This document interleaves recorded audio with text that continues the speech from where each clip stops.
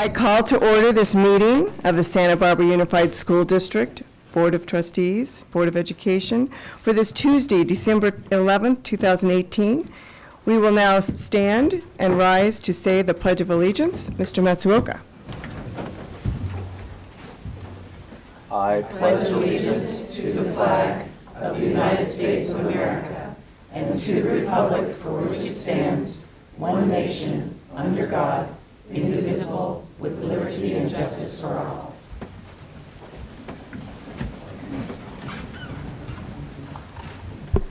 Buenas noches. Si alguien prefiere escuchar esta presentación en español, tenemos interpretación disponible. Gracias. Thank you, and we have headsets for the hearing impaired. They are available, so please indicate if you need a headset. If there's anyone out there. All right.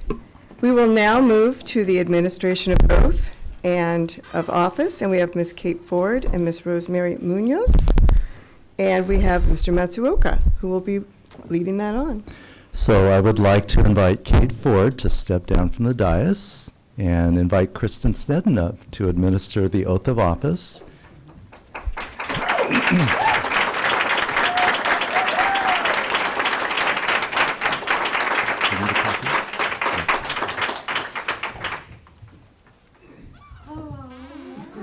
I have to say it is an extreme honor to offer the oath to a woman of intelligence, integrity, and independence. And so, here we go. Yes, we'd like you to do the true thing. I, Kate Ford. I, Kate Ford.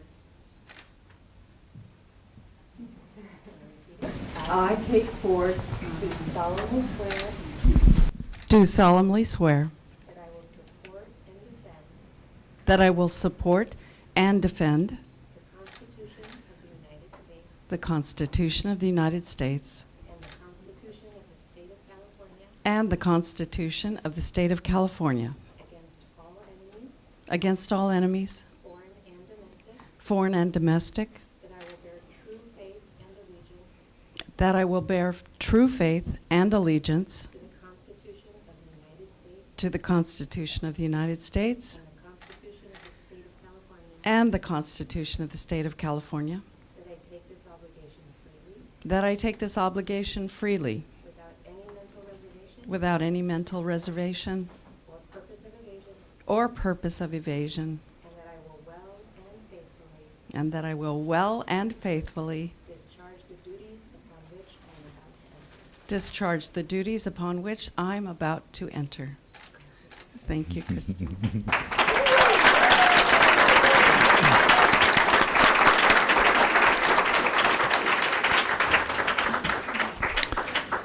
So now we invite Rose Munoz to step down from the dais, and her daughter, Yesenia Munoz, will deliver the oath of office. Raise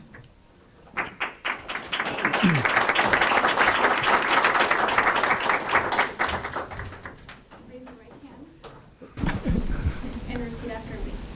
I, Rose Munoz, I, Rose Munoz, do solemnly swear or affirm do solemnly swear that I will support and defend the Constitution of the United States and that I will support and defend the Constitution of the United States and the Constitution of the State of California against all enemies, and the Constitution of the State of California against all enemies, foreign and domestic, foreign and domestic, that I will bear true faith and allegiance to the Constitution that I will bear true faith and allegiance to the Constitution of the United States and the Constitution of the State of California, of the United States and the Constitution of the State of California, that I take this obligation freely that I take this obligation freely without any mental reservation or purpose of evasion, without any mental reservation or purpose of evasion, and that I will well and faithfully discharge the duties upon which I'm about to enter.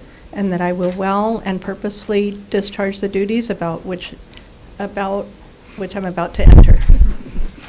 Thank you.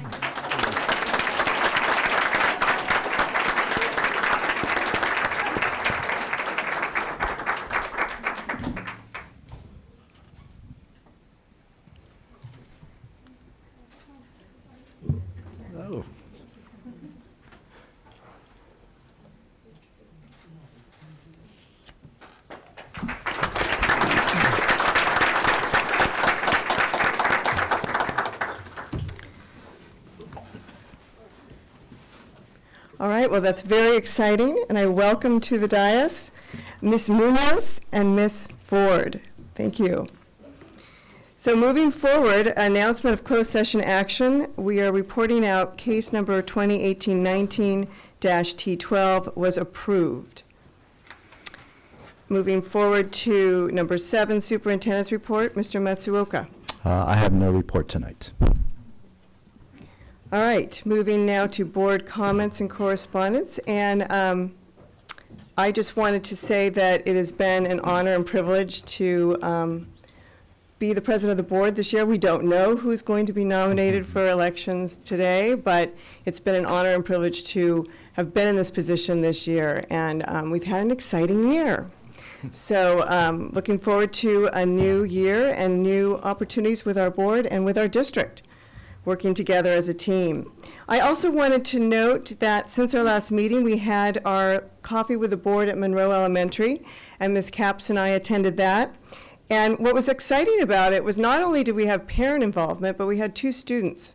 And one was Oscar Gillespie, who is the student council president, and Sarai Narciso Ortega, who is the student council historian, who was videotaping us very closely. I was like, back up, you can videotape a little further away. But what's great about the students, and Oscar asked some really relevant questions. And one of the questions that stood out for me was, he asked, when are we going to have non-gendered bathrooms? So we actually had a discussion about that, and I thought that was a really, this was a 3rd grade student. So these are issues that are happening in our elementary schools that we need to be aware of and that we need to be thinking about and talking about. So I'm hoping that we can continue to have the coffee with the board, whoever. But it's been, I think, a great opportunity for us to have dialogues with our families and students, and it's difficult sometimes to get to know us when we're sitting up here on the dais. So it's actually, we get to be there and answer questions and talk with people. So I'm hoping that we might have that opportunity to do that. So now moving forward to public comments for non-agenda matters within jurisdiction of the Board of Education. We have 2 items for request to speak. Let's see, Ellen Hunter, to be followed by Albert Olton. Good evening, school board members, superintendent, and fellow community members. So glad to hear that you were at Monroe. I knew you were there, and I heard it went really well. I'm a teacher at Monroe. I'm also a parent of 3 children, and also a member of the Santa Barbara chapter of the Climate Reality Project, which is an international group led by former Vice President Al Gore, and it consists of scientists, activists, organizers, business and cultural leaders, all committed to a sustainable future. I spoke at the October 23rd meeting requesting that you take action on climate change awareness by signing a Schools for Climate Action Resolution. I'm back tonight to follow up on that. I had sent a couple of emails, and I'm hoping that you will help break the silence on climate change and stand up for our children. 27 other school boards, including San Francisco, San Diego, Portland, Seattle, Sonoma, just to name a few, have signed similar climate change resolutions.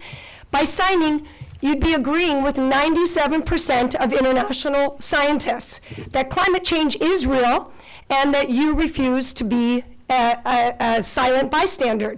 Remember, we are mandated reporters, and it is our job to protect our children in the community. And it's an injustice to stand by and act as if in our very own community, climate change isn't here, as we know it is, and it's affecting us, and it has. It's right before our eyes. We're already leaving a great burden for our children, so it's time we acknowledge this and help our children become better equipped to be change agents for a sustainable future. Now, the good news is that SB Unified is already moving towards many efforts to teach our children about sustainability through our various school garden programs, our amazing food services department, and I was also excited to see that you are considering to use the land at Hidden Valley as an outdoor garden. That was very exciting. perfect opportunity to teach our children about environmental literacy, climate change literacy, sustainability. That's what we want to be doing, so thank you. As you probably know right now, leaders from around the world are meeting in Poland at the COP24 Climate Change Conference. They're gathering to discuss immediate ways to draw 30 down carbon in the atmosphere. And education is at the forefront of this conference. UN leaders are asking community leaders like yourself to develop and implement educational programs on climate change. You are the community leaders that the United Nations leaders from around the world are talking about. So you can take action by signing a resolution to the first steps of creating awareness. I don't know about you, but I want my children and all of my students to be aware and learn to take action. Thank you so much for all you do in the community, and I look forward to hearing from you. And I actually have a sample resolution, once again, that I'm going to give to you so you can Thank you. have a copy of it. Thank you so much. Thank you. That concludes the public comment. Thank you very much. Do we have more? Oh, after Albert. Albert.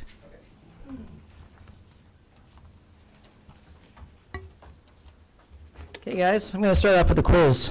Pop quiz. If you had a student at the UC who got an F on one test and an A plus on another, what's their average grade? It's not a rhetorical question, Laura. Can you tell me what their average grade is? It's a C. If you had another child at SB Unified who got an F on one test and an A plus on another, what's their grade? Well, it depends. If they got a 0, the average of an F and an A is still an F. In fact, in order for that child to make up that 0, and if they're a high-performing child, they would have to get 10 A pluses to overcome that 1 0. If you had a B child and they happen to have 1 0 in a test, they have to get 10 Bs in a row to overcome that 1 0. It is a 10-point system. It is not a 5-point system, and it is especially punitive against kids. So I'm here today to request that SB Unified change their grading system to the traditional 5-point scale, the standard used by almost all colleges in the United States. The simplest way to make that adjustment is for tests and assignments. The lowest score a student can receive is a 55. Here are the reasons why SB Unified should change their grading methodology. The current SB Unified grading system is punitive. Getting a 0 on homework or test assignment in SB Unified is like getting an F plus an additional -5 grading points to make sure the kids that struggled not only sucked, but they sucked a lot, and make it very difficult for them to recover.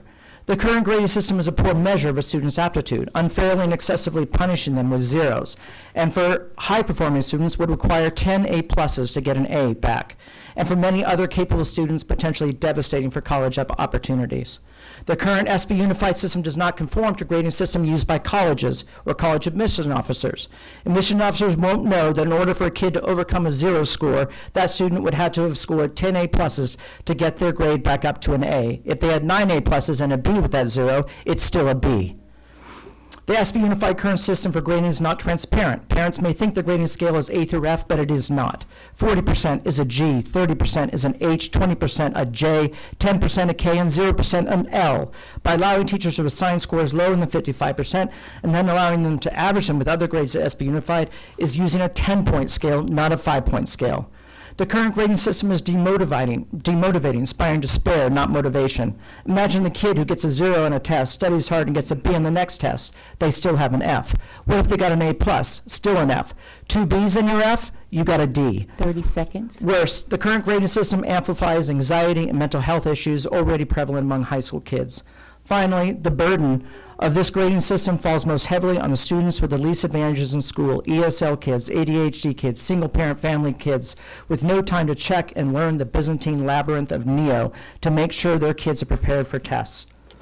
6 teachers that put their weekly assignments in 6 different places, an average of 3 different applications needed to complete an assignment, transferred into an application called Notes, followed by multiple screenshots of each page of your work, uploaded 1 page at a time for each class. Albert, can you submit the rest of it and we'll read it? Yes. So that we keep on time. We are measuring kids' abilities to follow instructions, not to think and learn. Okay, thank you. Please change it or defend it. Thank you. Thank you. Now that concludes public comment. Thank you. Moving forward to acceptance of donations. Do we have a motion? Yes, I move to accept with gratitude the donations. Second. All those in favor? Aye. Aye. All right, moving forward to our annual organization meeting. We will now move to the election of officers for president, vice president, and clerk, and I will turn it over to Superintendent Matsuoka. Is there a motion for the office of president? Yes, with a lot of gratitudes for our outgoing president, Dr. Reed. It's a tremendously hard job. It's about doubles the type of work and responsibility that we all serve here. I would like to nominate Wendy Sims Moten as president, incoming president.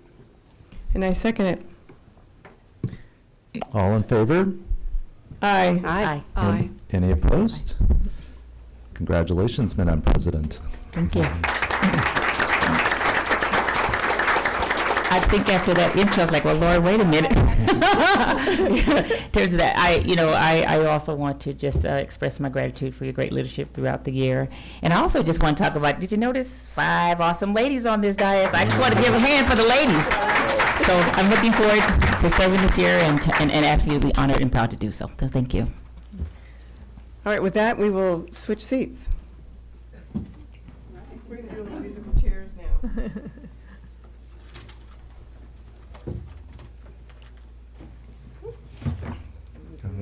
Here you go.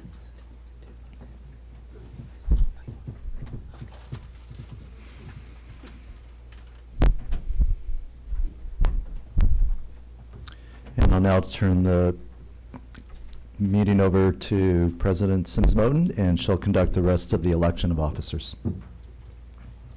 Thank you. So do I hear a nomination for vice president of the board this year? Yes. I would like to nominate for vice president Ms. Capps. Do I hear a second? Second. All in favor? Aye. So moved. One more change of Thank seats. you. And thank you. I'm looking forward to this role. Just to explain, the vice president actually helps conduct public comment, which is my favorite part of the meeting. It's so nice that you are all here tonight, and it's such a meaningful aspect of our board meetings is to actually hear from you all. So that's one little piece of what I get to do now as vice president. Thank you. Okay. One more. I'd like to hear a nomination for, are you guys want to switch seats? Sure. Before? Okay. I'm just going to keep moving down.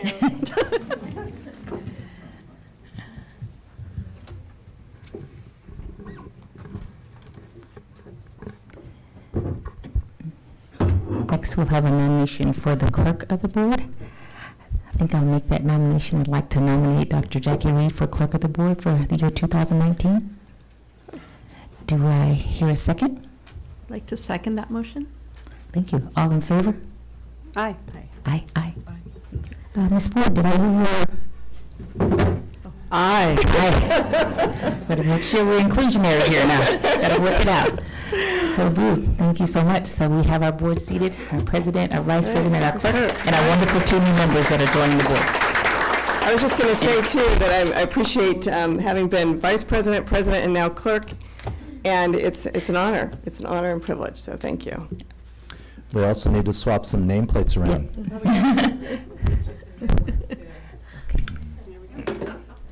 Well, we can keep it interesting. Right? Yeah.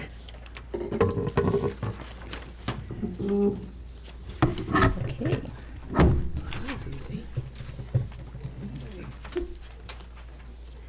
Okay. All right, so the next item up for action is approval of dates and times of the regularly scheduled board meetings through June 30th, 2020, or 2020, and the second and fourth Tuesday of each month, commencing at 6:30 p.m. They have been designated for as the regularly scheduled meetings of the Board of Education, with the following exceptions. Did you have some, Dr. Matsuoka? So we've set up the same rhythm of most of our months do 2 board meetings, and there are some where we just do 1, such as this month, December, November, July. Also April, we have to slide things around because of spring break. And so this is really 18 months out, but we think it's important for the board and the community to know when those board meetings are scheduled. So are there any comments, questions about the schedule? Okay. Hearing none, have a motion to approve? So So- moved. So, second? Second. All in favor? Aye. Motion passes. Thank you. Next, appointment of a representative to elect members of the Santa Barbara County Committee on School District Organization. The Board of Education must select one of its members to serve as district representative for the purpose of electing members as required to the County Committee on School District Organization. An alternate may also be chosen. Mr. Matsuoka. So this is a committee that in my 2.5 years has not met. It's a rare occurrence for this committee to be called, and it's for the purposes of when there's a change in school boundaries. So like, let's say this property goes from one school district to another. It's very rare that it happens. It's usually a big deal when it does because it involves residents, it involves taxes. So we need a representative in case the committee is called. But in my 2.5 years, that committee has not had to convene. So, Mr. Matsuoka, this isn't the one that meets in Buellton? This is not. That is Okay. the Santa Barbara County School Boards Association, which does meet monthly. Any volunteers? I'm happy to do it. My kind of committee. Okay. Of course, you know, they'll have a whole bunch of meetings now that you volunteer. Okay. Do we need a motion to do that? Okay. So do we hear a motion to accept Ms. Capps' volunteer for this committee? Yes, I so move. So, second? Second. All in favor? Aye. Aye. So you're now on that committee. Okay, great. Moving on to item D. There are a number of committees to which board members are appointed. At the annual organizational meeting, the board appoints board members to the following committees. The district committees are the Audit Committee, the Graduation Requirements Committee, the Staff and Special Education Parent Advisory Committee, Sustainability Committee, the Wellness Committee, and the community groups are Santa Barbara Education Foundation, South Coast Task Force on Youth Safety, and the charter school liaisons are Adelante Charter School and Santa Barbara Charter School. So it's open for discussion and where you'd like to serve. So I'm going to jump in and say that I would be really interested in serving on the Graduation Requirements Committee again. Okay. And last we had Ishmael, who was the second to that. So would anyone else like to be on that committee as well? As a second? I would be interested. Okay. Rose? Okay. And our audit committee? Did we Madam just- Chair, I'd like to volunteer for that committee. Okay. All right. Thank you. And I would like to continue serving on that as well. So, we'll be there. Okay, did you have something you were going to say? No. Okay, so moving down to the Staff and Special Education Parent Advisory Committee, the CPAC. You're serving on that committee? Okay. We can come back to that. No, I'm happy to You're happy to? volunteer for that. Okay.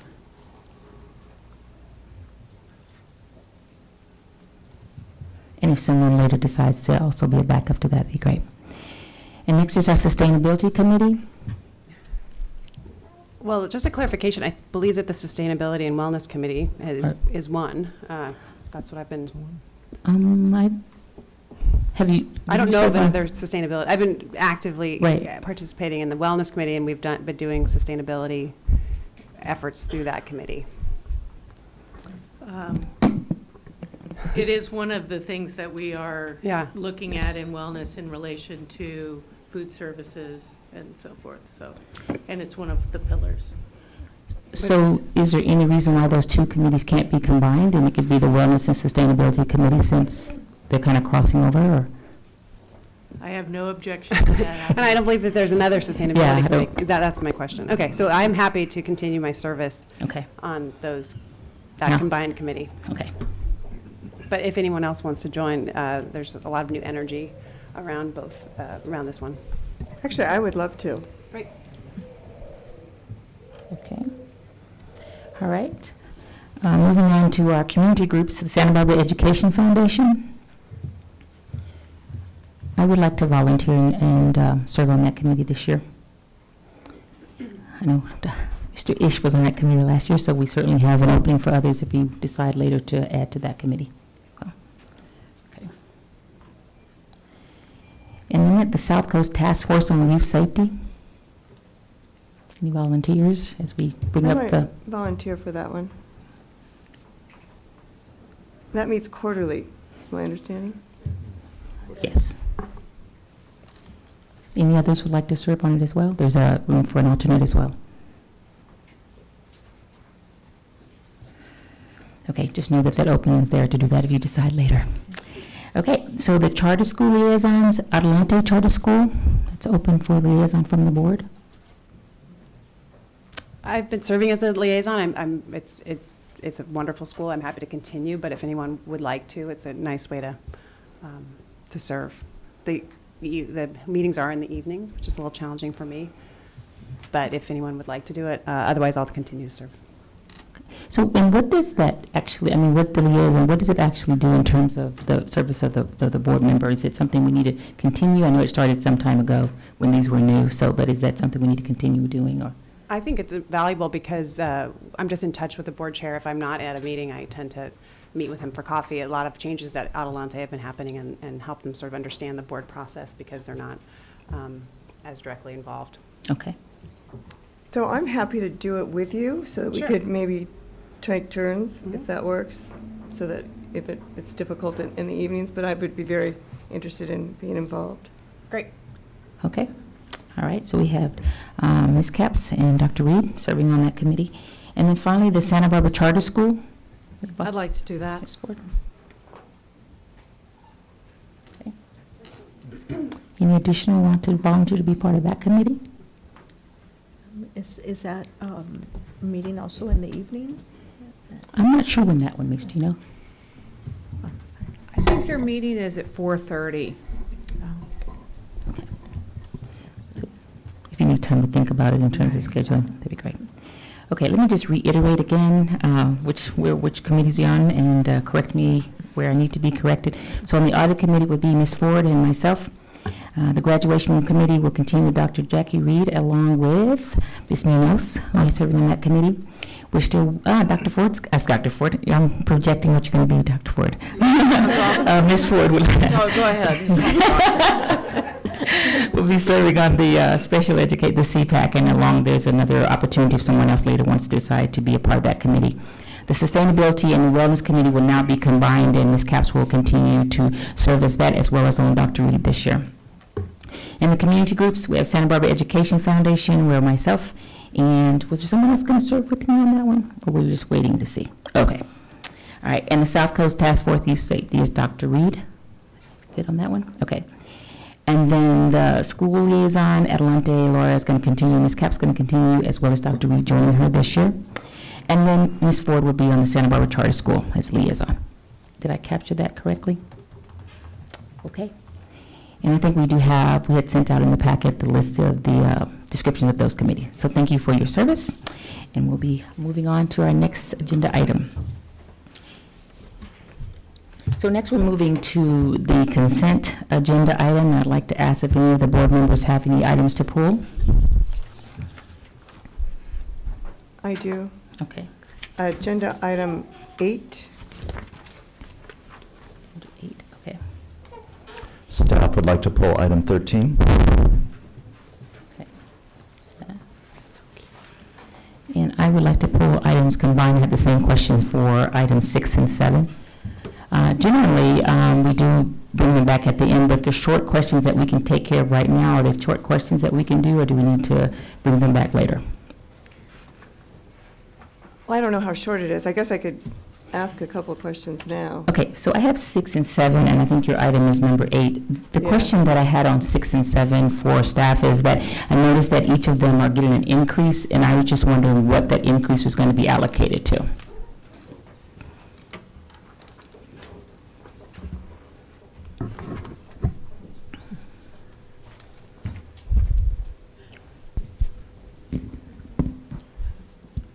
Good evening, Ms. Sims-Moten.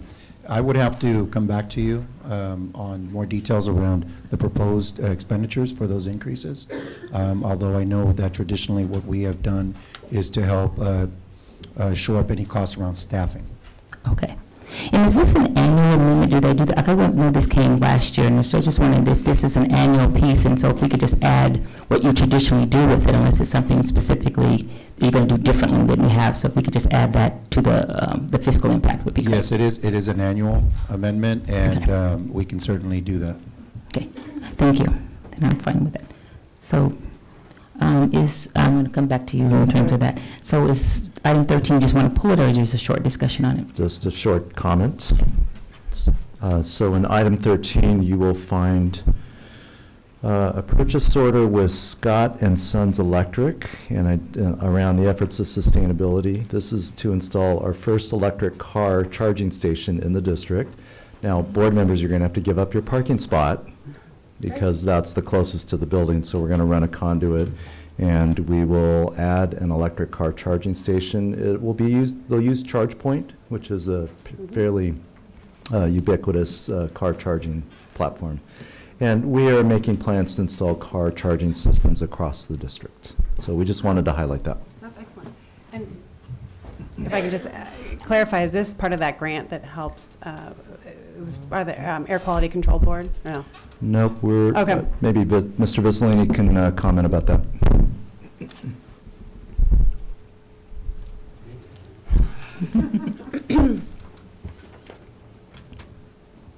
Or you can come up to the podium. We actually have two programs going right now. We are working at La Cumbra with the Air Pollution Control District on that grant program, so we're actually piloting two. This one the district is paying for to get it in and done.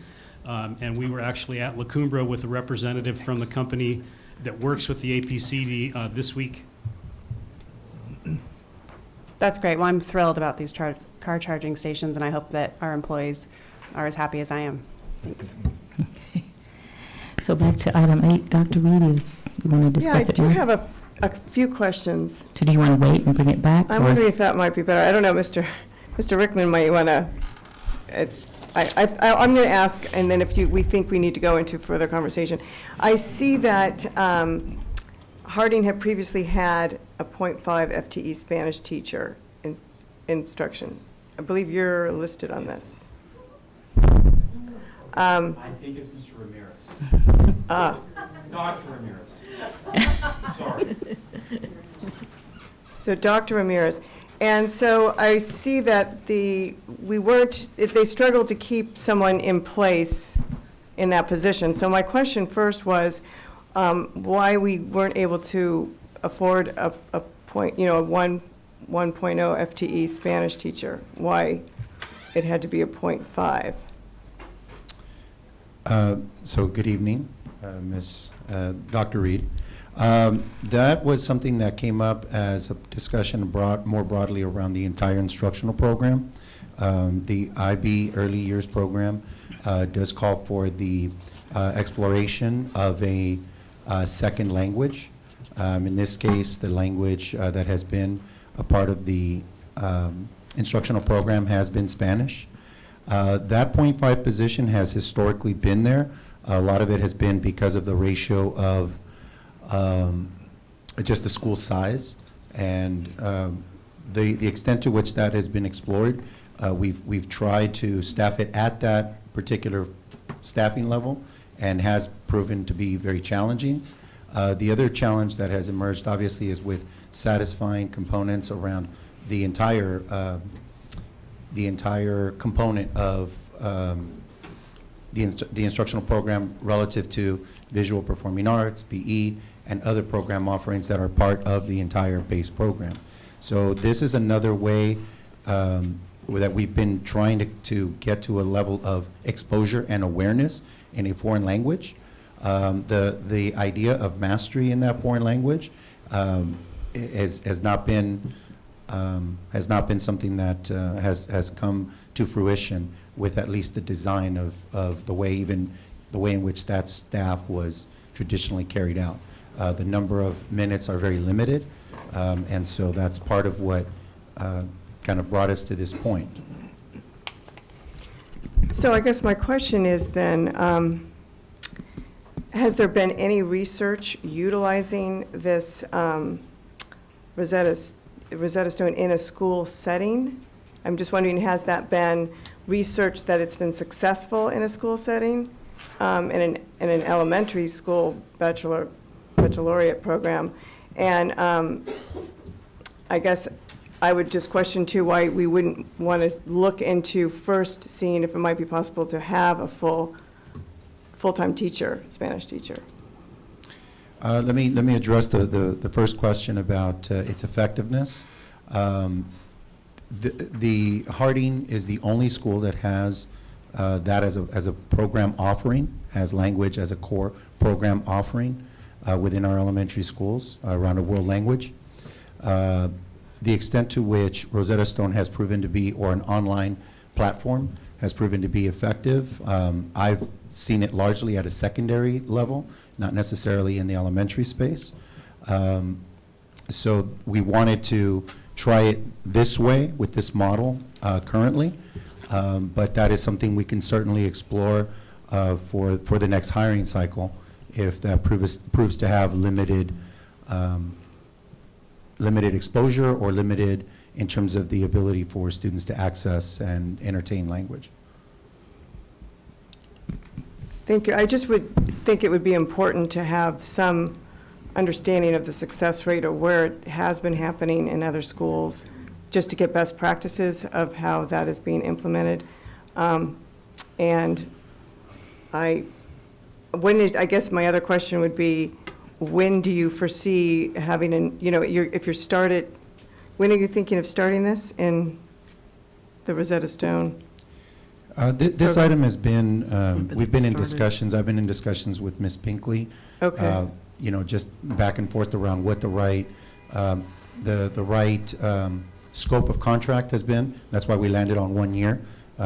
We went back and forth with the provider on potentially a multi-year, and we didn't find that to be a good model for us, especially with more understanding and informing the practice. So we want to pursue this immediately. They're already set up with the hardware, and I think ETS would just be able to onboard it into their into the iPad, the devices rather quickly.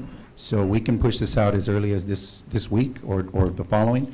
We wouldn't start to see it really take root until the turn of the calendar in January.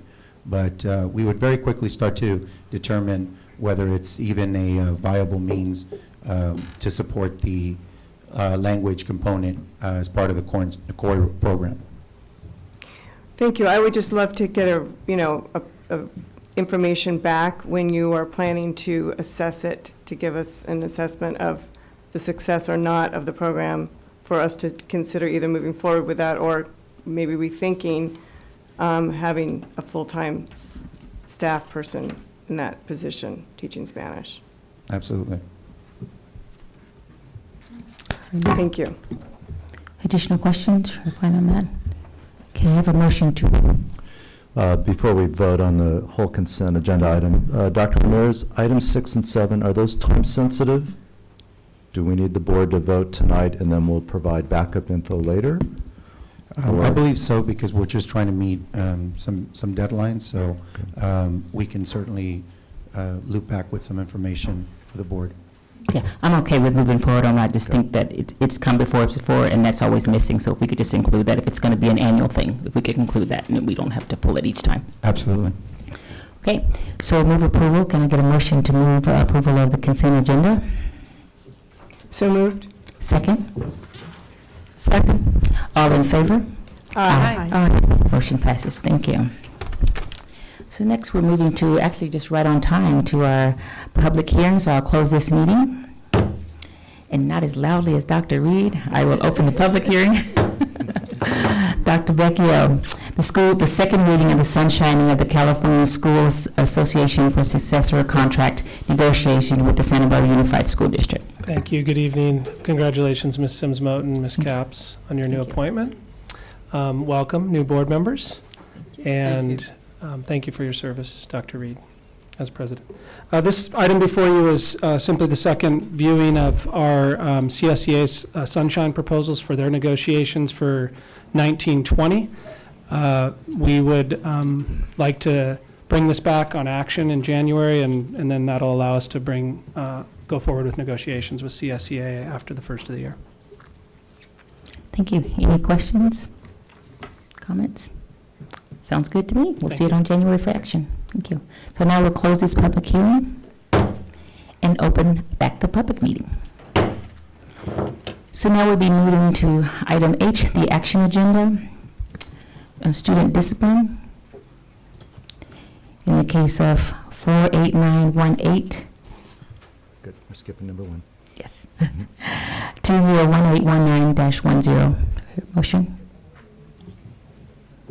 Yes, in the case of 201819-10, I move to approve for full expulsion for 2 semesters, which ends June 2019. Second? Do I hear a second? Second. All in favor? Aye. Aye. Motion passes. Next, H3, Board of Student Discipline, case number 201819-15. Do I hear a motion? Yes, in case 201819-15, I move to approve the stipulated agreement for full expulsion for 2 semesters, which ends June 2019. Do I hear a second? I second. All in favor? Aye. Aye. Thank you. Motion passes. Next, we're going to approval of the Santa Barbara Unified District proposal for successor contract negotiation with Santa Barbara Teachers Association. Mr. Vecchio. Thank you very much. This is brought back to the board tonight for action. This is our Sunshine proposal you've seen twice. It's for the negotiations with CSEA, and these are our openers. Any comments or questions? This item? Do I hear a motion? Motion to approval of the Santa Barbara Unified School District proposal for successor contract negotiation with the Santa Barbara Teachers Association. So moved. Do I hear a second? Second. All in favor? Aye. Aye. Thank you.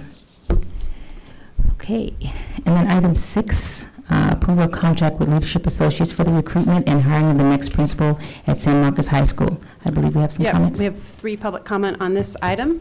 Oh, did I miss an item? Sorry, did you do both items? Did I jump to number 5? I missed number 5? Yeah, we should have Oh, yeah. the Sunshine proposal up for action for SBTA and our items that we're going to negotiate with SBTA. Okay, yeah, we can do that one too. So any comments or questions? No. Do I hear a motion? So moved. Second? I second it. All in favor? Aye. Aye. Now you can go. Thank you. Okay, now to number 6, approval of contract with Leadership Associates for the recruitment and hiring of the next principal at San Marcos High. And we have some comments to speak. Okay, sorry, we're just trading our water glasses back. Okay, for this item, we have 3 public speakers. So I'm going to name them all, and you can get ready. First, we have Mike Wong. Next, we have Delene Bliss, and followed by Marcy Wimbish. Mike. Good evening. Thank you for the opportunity to speak with you this evening. My name is Mike Wong, and I am a parent of a senior and a freshman at San Marcos High School. Like many in the community, I was disappointed with the handling and the dismissal of our previous principal, Ed Behrens, and that it did not appear from your actions at the time that the voices of the San Marcos staff, students, or parents were heard. After reading the timeline for the search for a permanent principal at San Marcos, it seems little has changed. The timeline does not specifically call out the inclusion and involvement of San Marcos staff, students, or parents. Rather, it appears to be heavily influenced, if not run solely by the superintendent. I call your attention to the March 11th through 13th section where I quote, "Superintendent interviews candidates, selects finalists," end quote. This timeline appears to disregard the recommendations of Leadership Associates, the search firm selected by the district and superintendent. Specifically, in the Leadership Associates contract narrative, it says, "Leadership Associates will handle the collection of applications, screen candidates, and perform background checks. Dr. Van Leuven will work with Superintendent Matsuoka, Assistant Superintendent of Secondary Education, Ms. Shaw Carey, and Assistant Superintendent of Human Resources, Dr. John Becchio, to select 4 finalists to interview. It goes on to say, the interview panel will include Executive Cabinet, SMHS staff, SMHS students, and SMHS parents, with teachers comprising the largest stakeholder group. Our interview protocol supports the inclusion of many stakeholders, and we anticipate having 25 to 30 people involved. Rather than include that panel, the timeline says that the superintendent himself will interview candidates and select finalists and makes no mention of SMHS staff. As presented, the timeline appears to once again disregard the San Marcos High School community.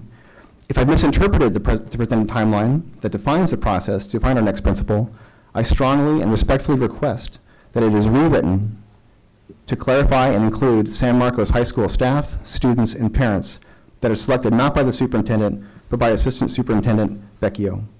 Without this, the district is sending a message to the entire Santa Barbara community that it does not respect the students, parents, and voters it serves. Thank you again for the opportunity to share my perspective. Thank you. Delene Bliss.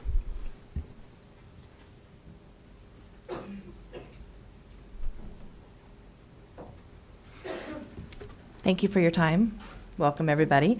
Let me introduce myself, Delene Bliss. I have a current senior at San Marcos, but that does not incorporate everything that I bring to the table. I had a student at Dos Pueblos. I have 2 students that went to La Colina. I myself is a La Colina alumni and a San Marcos alumni. My mother was on the steering committee as a parent for the current La Colina principal. My background is vast. The mission statement of the Human Resources Department here incorporates hiring the best staff that we can. This incorporates the parents' involvement. I have been at every meeting with the superintendent at San Marcos. I have met with a couple of board members on this issue. I have been conveyed several times that there would be parents involved in this. Best practices, Portland Unified School District involves parents. They have a parent survey when they're hiring principals. Association of California School Administrators, best practices, 3 best practices. Assemble your team, ask the right questions, get students and parents involved. That is the association that is run, a very generic association. The WASC, I have also been on 2 head searches for independent schools here in Santa Barbara. I've served on 2 WASC committees. Never have I not had parents involved in this process. The outline that we received recently had nothing about parents. It had community. That is a very generic term. San Marcos parents have got to be involved in this process if the board and the superintendent want the trust of the San Marcos parents. This has got to stop. We need to build trust. We need to build a bridge. Our schools and our students are way too important to have this kind of a relationship we have now. The way to stop this is this search committee. Mike Wong mentions a few of my topics that we need to really focus on bringing staff, teachers, the superintendent, the head of HR, and parents involved in this process. Ask the staff at San Marcos what parents they want involved in this. Don't take the superintendent's advice. Take the staff, the administrators on campus, what parents they feel could give the best feedback, the best questions to hire this principal. We need good leadership at that school. My son is complaining about the lack and the barriers that are up right now with administration. Was not there last year. So please take our advice and put parents on this council. Thank you. And Marcy Wimbish.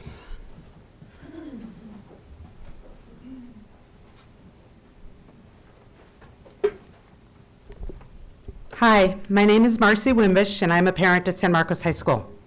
Last spring at a parent meeting, I asked Mr. Matsuoka how he was going to gain the trust of the San Marcos community. His response was, "I am going to find you a great new principal." With all due respect, this has not yet happened. When I saw the timeline and process outlined outlined for the next attempt at finding San Marcos a new principal, hidden under an ambiguous agenda item, I felt even more hopeless. Let me start by saying a few things. In 6 months, I will no longer be a parent in Santa Barbara Unified School District. You can hold your applause. I've got no personal skin in this game. I am here because I saw the rise in San Marcos High School over the last years, and I have been witness to the tumble that has occurred in the last year. By district and school board measures, you may think that our school is fine, but I am here to tell you that we are not fine. We are lacking leadership, and that hurts. Volunteerism, school spirit, student and staff satisfaction, and a host of other things. Rather than speak about my personal feelings about the things wrong with the process being proposed tonight, I'd like to suggest some solutions based on both on my very intimate knowledge of the San Marcos community and also my knowledge of the interim principal search process last year. So here are my suggestions. 1, consider a different search firm. The one that is being proposed did not yield very good results last year. 2, San Marcos parents, staff, and students should have input prior to the search to provide feedback regarding the qualities that they would like to see in their leader. 3, San Marcos parents and staff should be involved in the entire process until the very end, including choosing and interviewing finalists. 4, the parents and staff who are chosen to be part of this process should be different than the ones who participated in the interim process and should be chosen by someone who is neutral. The chosen group should truly represent all communities at San Marcos. 5, the parent and staff input aspect of the process should be administered by someone other than Mr. Matsuoka. With all due respect, our parents are not in a position right now to trust Mr. Matsuoka, and many San Marcos staff still feel retribution if they challenge the superintendent. I heard about it and then saw it firsthand during the interim search. I believe that Mr. Becchio, the head of Human Resources, would be a good option to coordinate the parent-staff aspect of this process. The parents at San Marcos High School care deeply about our school. Several of us are here this evening because we want to actively participate in its long-term success. We are a large and diverse group of caring and thoughtful parents who want what's best for our school and, in turn, our community. Involving a wide array of San Marcos High School staff, students, and parents throughout the process will help our school recover from the events of the last year. Thank you. Thank you. Thank you. Mr. Watson, do you have any comments? And then we'll open up for more discussion. Yes, I can comment about some of the questions and concerns that the parents have raised. And the outline of the contract, I mean, it's a high-level overview. Let me fill in some of the gaps. So as far as opportunities for input, so there will be parent input. There's an evening set aside. We're tentatively scheduling January 15th as that evening opportunity. That week, there will be an online survey run by Leadership Associates where they will ask a series of questions, a lot to the question about qualities and characteristics that the community desires in their next principal. Now, part of what leadership will do with that is they will build a profile of this next principal, which I think is going to be really good feedback for all the stakeholders to see. Here's what I think there's going to be a lot of community input about this, and leadership will aggregate that and produce a summary. There will be staff input. We're going to present this overview and timeline at a staff meeting right when we get back in January. And then Ms. Carey and I plan to spend a whole day on campus so that people can come speak to us during their prep periods. I think in that setting where you have maybe 15 to 20 people is better than the whole staff. We'll gather students to gather input about, students, what would you like to see in your next principal? As far as the selection of the candidates, so Leadership Associates, we are hiring them as a search firm because their net is much broader than just our local Santa Barbara area. They have a network throughout the state. The profile of Dr. Van Leuven, he is known statewide. And so his ability to network and find candidates for us is going to be much greater than us just posting it on our local hiring tools. As far as the selection of the people to interview, that is a team effort. It is usually held at the cabinet level, And in response to some of the concerns raised tonight, I view it as one of my major responsibilities to find the leadership of our schools, and that I will fill that role. Now, Ms. Carey will also paper screen with me, and I'll have Dr. Becchio involved. And I can appreciate Dr. Becchio being new to the entire scene, and he brings a fresh set of eyes. Looking for, I think as far as the interview process, I outlined it lightly in the overview. So we have used an interview process in our district now for leaders for a couple years. I think it's a very thorough and rigorous process. We have had as many as 30 stakeholders involved, which is not a normal interview. I mean, a lot of interview panels, you really have to limit it to about 10 to 12 people. Otherwise, it's just too many people. We use a performance-based experience where 4 candidates come in and they all meet each other. They go through a rotational model, and then they all finish together. I have found it to be very effective to examine things like interpersonal qualities, conflict resolution skills, emotional intelligence, as well as the knowledge and background we need in a high school principal. So I'll pause there. I'm sure the board has comments or questions, and I'll turn it back to the board. Ms. Capps? Yeah, Mr. Metzoga, if you can address one of the questions, because it was my first question as well. There is a discrepancy in the documents. The time frame put forward by the consultant does not match your narrative. And I do think we have an opportunity here. We have an opportunity to find an excellent principal for this school that has gone through a lot of disruption. And we also have an opportunity in the process to restore some trust. And so I think that the most robust process that involves as many people as possible, teachers, staff, parents for sure, needs to be involved. And so that discrepancy and that lack of clarity around who would actually be doing the interview is troublesome and makes it hard for me to understand what I'm actually voting on without that clarified. Thanks. So you're referring to the composition of the interview panel? Yeah, so in your description, as Mr. Wong read, it outlines that the interview panel, as you've done in other interview situations, is made up of teachers, parents, students, et cetera. But in the consultant's time frame, which was more of a graph, I don't know if you can pull it up. Brian, can you pull up the timeline? It says that the interview would just be conducted by the superintendent. Yes, and so that was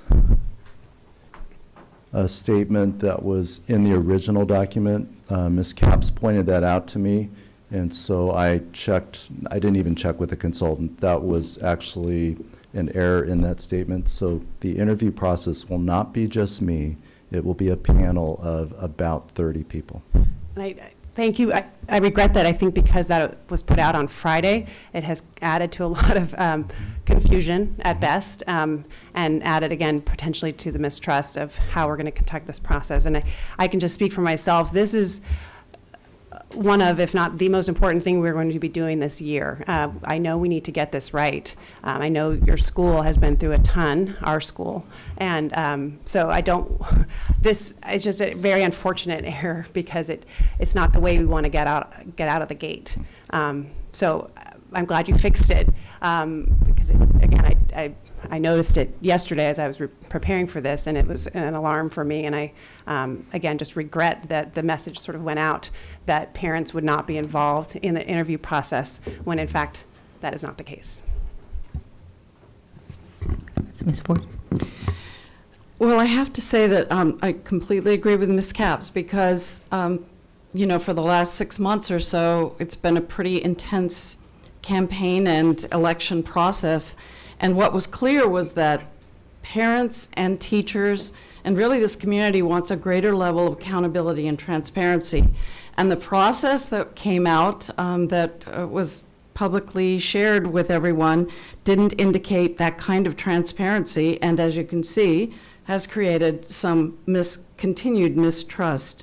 And I also am concerned that we're being asked to approve a process on the same time in the same meeting when we are seeing it for the first time. So the the concern I have is that we have some sort of discipline around an introduction to an issue or a process, give some feedback, and then perhaps vote on it at a later date when things have been modified, because I think a few things need to be modified.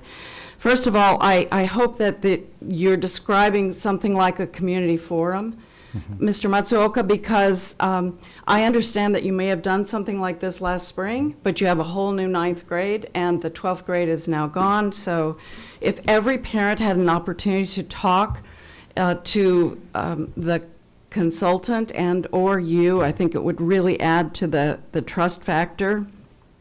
I also think that the line about anything that is designated only by you should be removed entirely, and it should, for me, and it's worked for me always at my schools, is that the school should decide what staff is involved in the interview process, and the parents should decide what parents are involved in. There are all kinds of processes to do that, but I think it's really important. I think it's a crunched timeline also. It may be unrealistic, and so I want to just call that out. To be able to have candidates by, I think it said something like January 15th, or at least to, what does it say? February 14th. February is proposed. 14th deadline for applications, when they're really putting together the description on January 15th. My advice would be to extend it through February. And finally, I too have the concern about leadership associates, just because one of the things I heard as I campaigned was that many parents were really very disappointed with the fact that they were presented with one candidate. And that doesn't really seem like much of a choice. And so I'd love for you to address why you think now they could come up with more that would be exemplary and great for the school. Additional comments? Did you want to respond Reed? to it? So let me respond to the last question. So a process was begun to try to find the next principal last spring. The initial parent community meeting, it was just a difficult meeting, me with them. And it's on Facebook, so everybody can see it. And also the staff, we asked the question, are they ready for a permanent principal, or perhaps would an interim serve just as a useful sort of breather year? By the time we identified the goal of finding an interim principal, it was about April. Candidates were very few. We actually ran the position. We didn't have a lot of applicants last spring because it was a difficult situation. So I asked leadership to find us an interim. They actually presented multiple candidates to me. I screened them. I actually met with two others. Dr. Ruenhag emerged as a good candidate, and he's filling the role. But we all understood, especially him, that he knows it's a one-year assignment. So going out earlier, and there is a question about, can you go out too early? You can also go out too late. I think it's early, it's not too early. I worry about going out too late because candidates are looking for their jobs, for promotions, for different transfers, probably in the January, February, March window. Dr. Reed? Thank you. So first of all, I just want to say that I appreciate both my fellow board members' comments in terms of transparency. But I guess my question would be, this process that is lined up here does not really show the transparency of parent involvement. Like you shared about parent input by January 15th and staff and students. And I guess I would be more comfortable knowing where indeed does that fit in the process. So more transparency in when is all this happening, when are these conversations happening, and then specifying that these conversations are actually happening. Because I do think one of the things that was really important that was in the spring process was involving parents and involving the staff and involving the students. And one of the things that as a board member, we went out to the schools and really wanted student voice. We wanted to hear student voice and understand what they're wanting. And they were at the forums. They wanted these forums to take place because they wanted their input. So I think all of those pieces, parent, staff, student, is vital in this conversation. I think ultimately the decision lies in the superintendent and the HR, Dr. Becchio and Ms. Carey. Those are the three designees. I think we have provided with our past evaluation that we trust that your judgment and your knowledge in these areas is well-founded, or else we wouldn't have made the decisions that we did.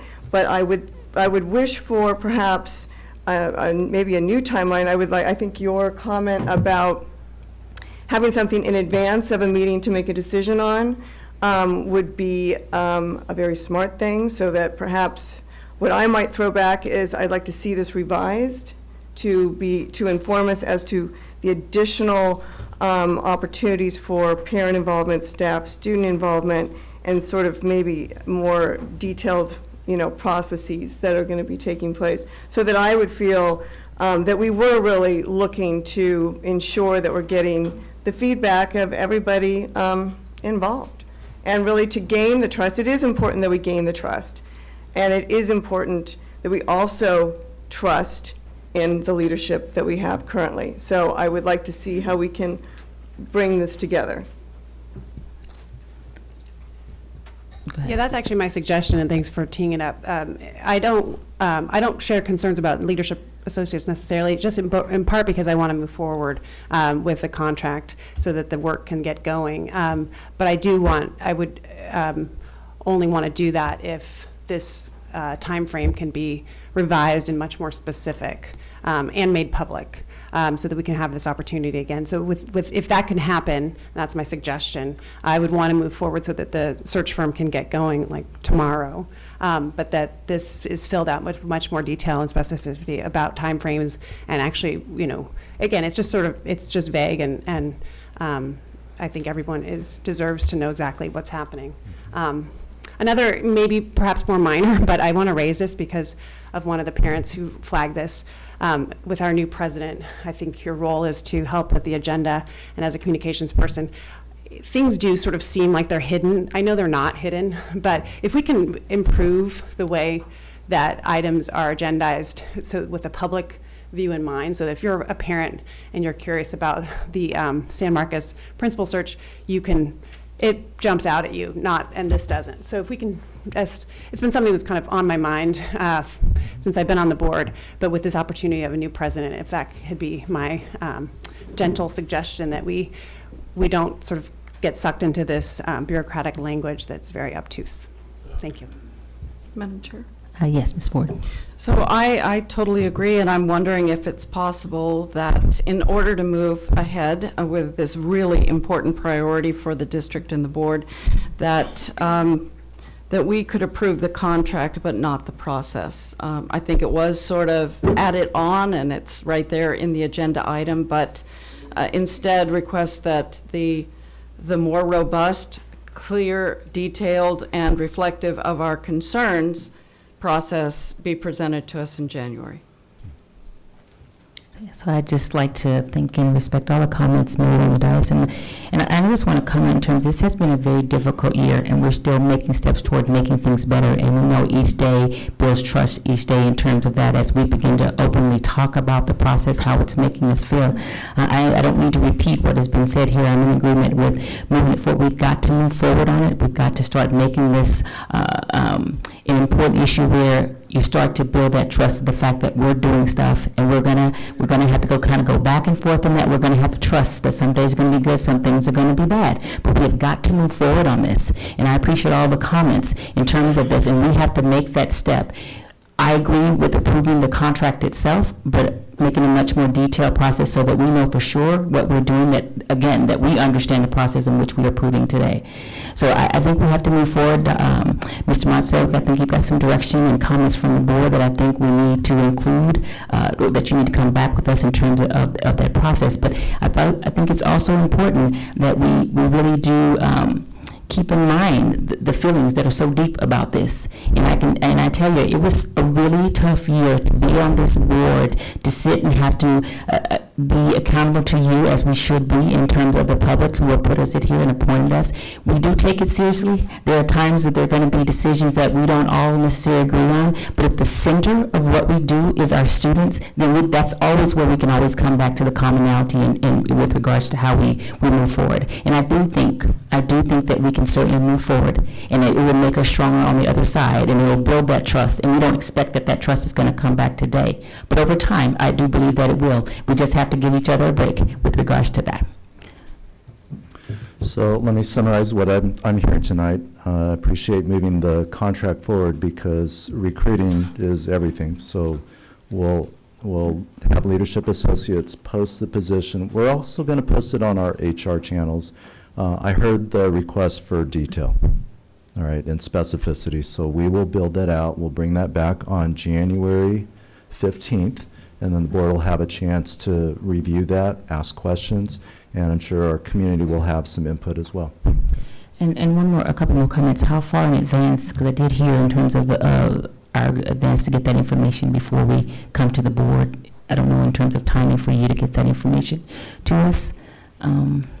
I will build out the detail before we go into our vacation, and I'll send that out to you.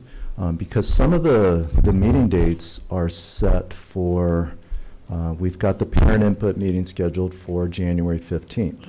Now, to the question, are we squaring this up with the site admin? I mean, the master schedule of San Marcos High School, it's busy. And so we're trying to find evenings where there isn't another schedule conflict. It is the evening of a school board meeting, but we looked at all the other possible arrangements and we just figured out that's the best possible compromise. I will get that out to you before the break. I can get it out to you. I'll try to get it out to you in this week's Friday letter, just so that you have a chance. You can give me feedback, because by the time we get to January 15th, that board meeting, some of this will be in motion. Now, if the board wants to slow it down, we can slow it down. I mean, we can stretch these timelines out. It's just, then we start running the risk of missing some of the hiring windows, okay? So we'll get you the details as soon as I can, and then we'll give the board a chance to comment January 15th. Appreciate that. Go If ahead. I could just clarify, I'm not looking for to slow down, and so if we can have more, have this built out but not wait, so moving forward with January 15th and all that, I think that's the consensus that I'm hearing as well. And I would love to know too how, if this is coming back on the agenda, that means it'll be put forward the Friday before, but can anything be communicated to parents? Or I just would put this forward if any kind of process, when we get it, if it can also be shared with the parents, that would be my recommendation as well. Yeah, it actually was my intent to get, after the board heard this and voted, then I was going to send out communication to the staff and to the parents about the timeline and the process. I've heard the request for specificity. I will add that to both communications. And that will go out to both audiences at San Marcos High School before the break. Thank you. Yeah, I just Ms. wanted to Ford. thank you also, I'm sorry. That's okay. Finish your comment, Ms. Ford. I'm so used to sitting over there. So I was just going to say thank you, Mr. Matsuoka, and also the clarity and framing so that we can get an understanding of the details. And I also agree with the moving forward of the contract as quickly as possible, because I understand we really need to stay timely in that process. Ms. Ford. Just one more question about the, are you willing to delete the part designated by the superintendent? So that the choice of the staff or members of the community panel are chosen Brian, go back up. internally?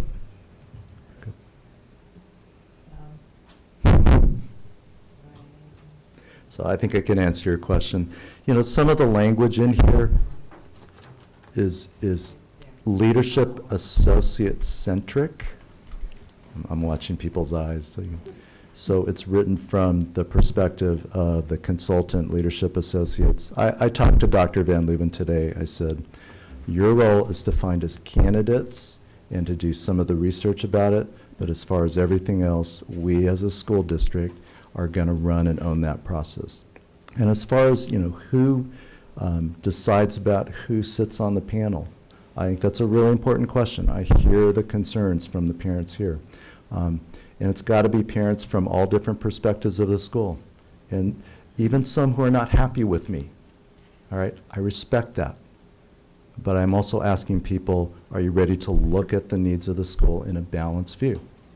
Okay, so I think the selection of parents, I think that's an important process, in terms of deciding who, and certainly the staff. And so, we've turned to the site admin, but, there's staff leaders that we've gotten to know.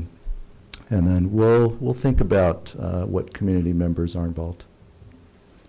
Does that answer your question? I don't think that answers my question, She's asking. respectfully. Okay. So the question is, are you saying that you want a process where you're the one who determines who's on the interview panel, not the school itself? I have viewed the selection of the interview panel as more of a cabinet and superintendent responsibility in consultation with the staff and the school.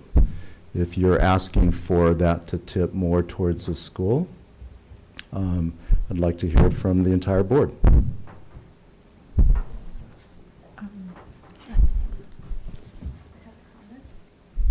Yes, Ms. Munoz, thank you. Yes.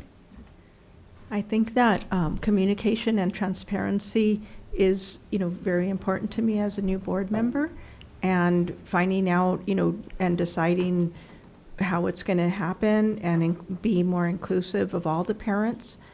And then also, respecting the leadership with our school district is important to me. Therefore, for myself, I think, as we've discussed, like communication, have it in writing in advance to the parents, I'm certainly in favor of that. I think I'm a little confused. Where is that line that you're referring to, Ms. Ford, with regards where it's saying only the superintendent? Did I miss it? January 15th. January 15th. Consultant meets with staff and community designated by superintendent. And then, I was only reinforcing this idea that calling out who is actually on these committees is part of the increased detail in the process for me. And I in the past, what I've done, which has worked beautifully, is I've had forums like you have planned, and then open it up to parents to just say who would like to be a part of this process. And then if you have more than the number of parents that you've sort of allocated for that group, then it's strictly a lottery, and everyone feels it's fair, and it isn't something that has been sort of like favorites are picked or certain people are picked, et cetera. And I think that, I guess I would just say the people I talk to are concerned that there are favorites and there are people who are not favorites, and that somehow that could be reflected in this still somewhat mistrustful environment. That's my feeling. Additional comments? So I understand, are you, in your experience, so you're requesting that sort of process of like, hey, who wants to be on the committee, come from the interim principal? Oh, sure. Rather than from rather than from cabinet. To me, I think the question is, if it's phrased like that, I'm less concerned about who's actually communicating that. But if you're speaking from your experience that that's more powerful, and also given the fact that we do have an interim principal, is that the right way to go? Is that what you're suggesting? Well, I think John Becchio could do it. Anybody could do it as long as they just harness the interest in a more general way. Sure. And that it's not like I get to pick who's on that committee. There's always, because when you do that, you always open yourself up to criticism. And I think that what we're saying here is, this would be great if this process is not open to criticism, the process itself. Right.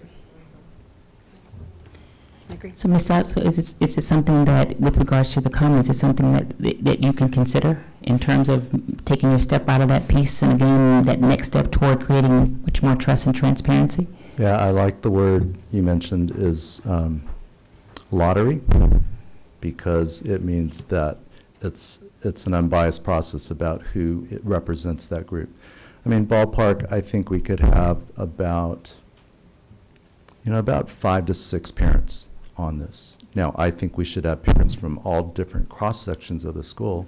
So I think what you're saying process-wise is, all right, let's identify the stakeholder parent groups, who's interested, and from those groups, we do a lottery out of each group. Like Royal Pride comes to mind.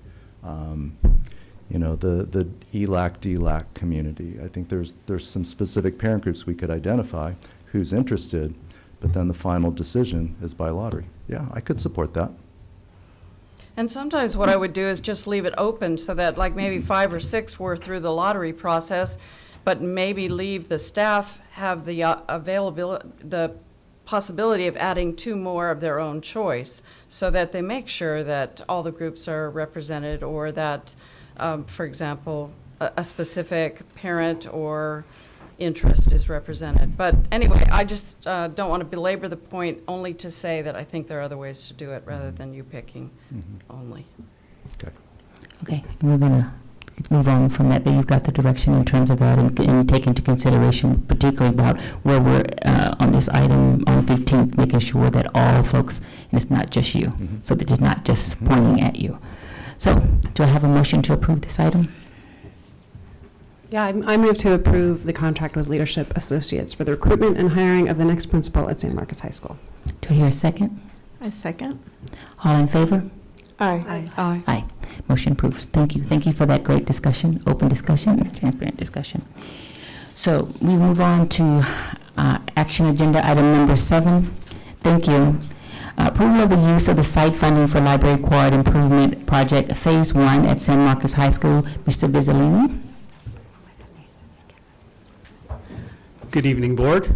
This is a quick little action item, but I wanted to present it. We have a couple of new board members. So the Royal Pride Foundation at San Marcos High School has requested permission to use some site funding to do an improvement of their library quad area.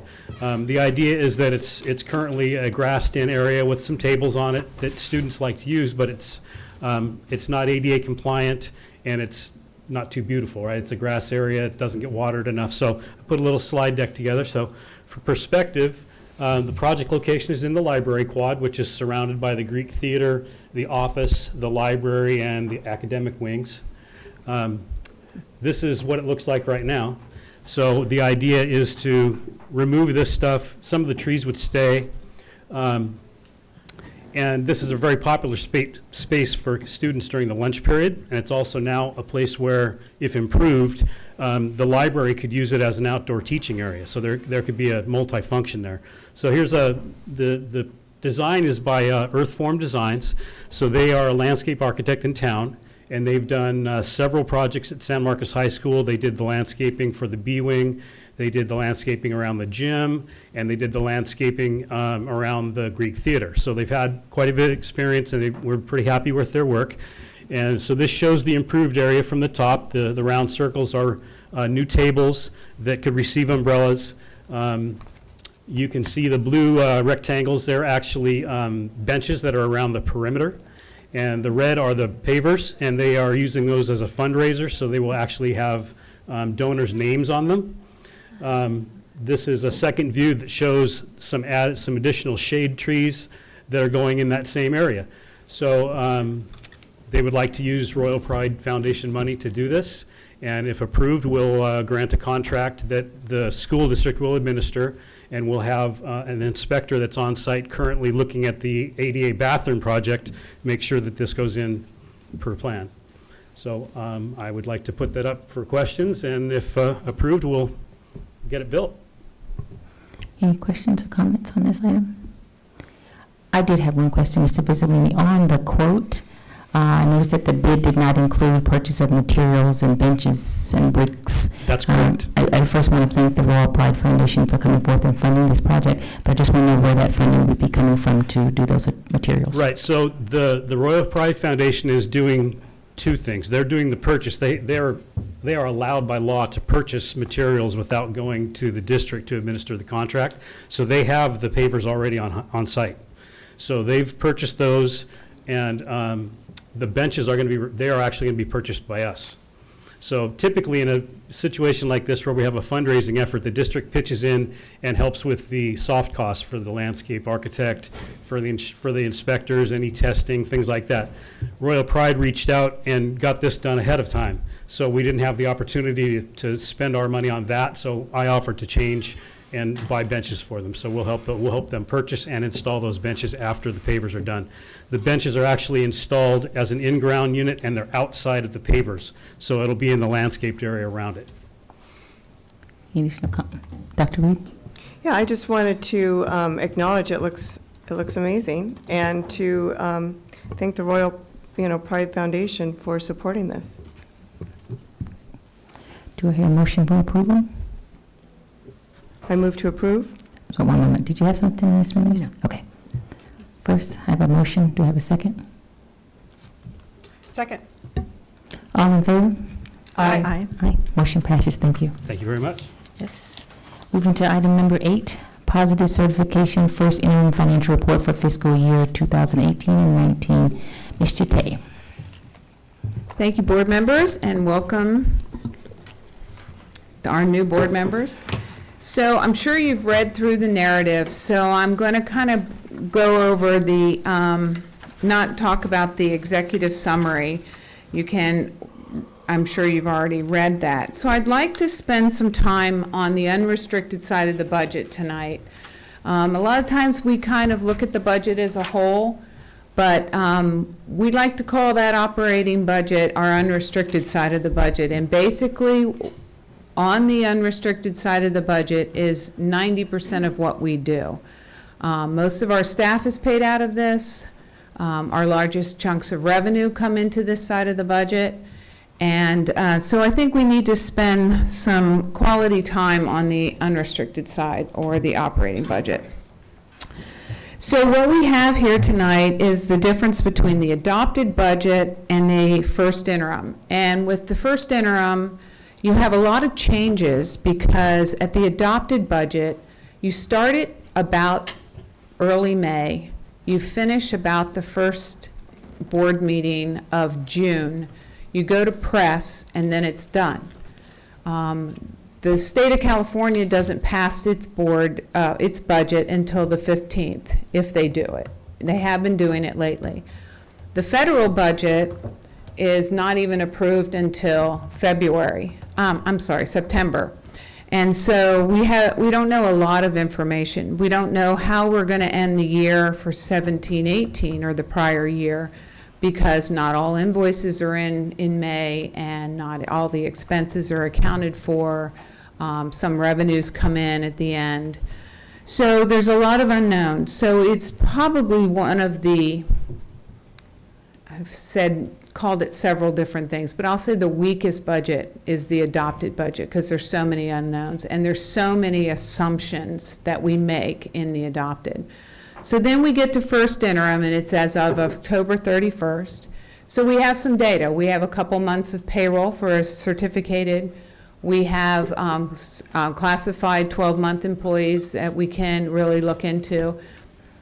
And we have our open enrollment that happens in August and September. So we start to get a lot more information. We also have our federal funds known more at that time also. But on the restricted side, we have our main funding source is what they call LCFF, which we are, at this time, we are very close to basic aid.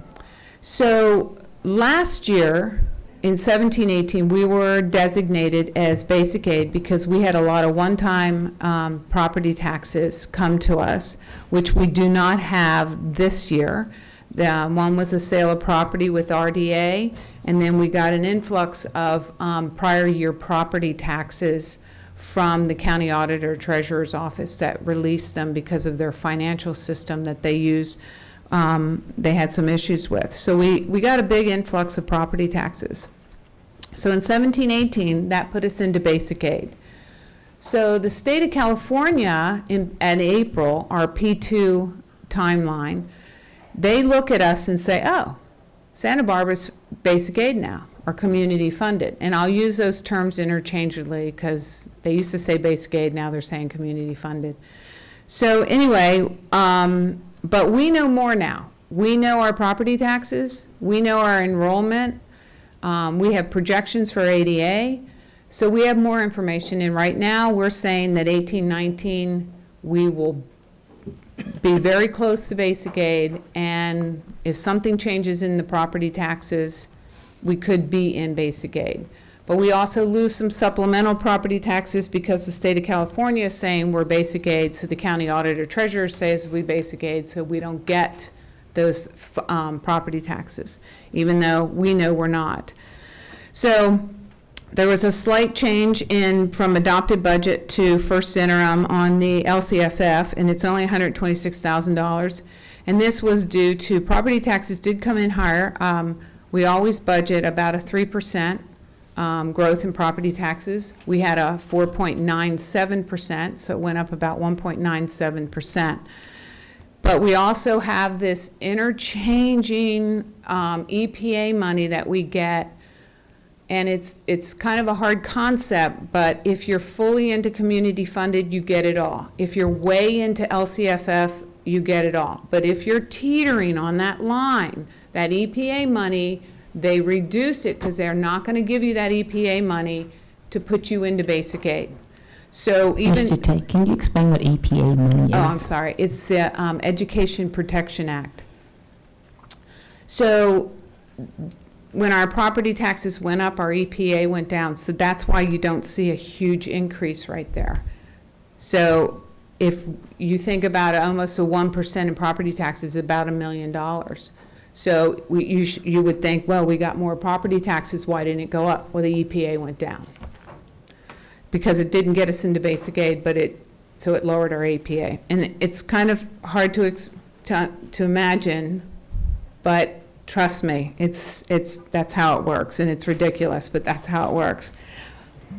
So our enrollment, we're doing, federal funding, federal revenue. We do get some, you're on the restricted side of the budget. Can you go to unrestricted side of the budget? That's what we're talking about. You moved to unrestricted? No, I just said a little bit. Let's stay here for a while. So the federal revenue that we've received right now is $70,000, almost $71,000. That's MA funding. We don't budget for that until we receive it because it's 18 to 20 months out, and we never know if we're going to get it and when we're going to get it. State revenue went up slightly, and that was due to some Medicaid mandate funding that we have one-time mandated money that when we went to press on the adopted budget, it came in higher in the state allocation, so that was one increase. That's one of the reasons why it increased. Local revenue. Sorry, I have to wear old glasses because mine are getting repaired. This increase is due to tuition received from foreign students and refunds on some California state teachers' retirements and various insurance reimbursements. So those types of things we can't project.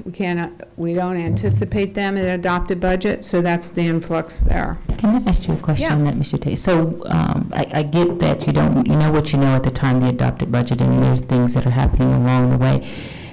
Is it possible to give us updates more closer to when they happen as opposed to now?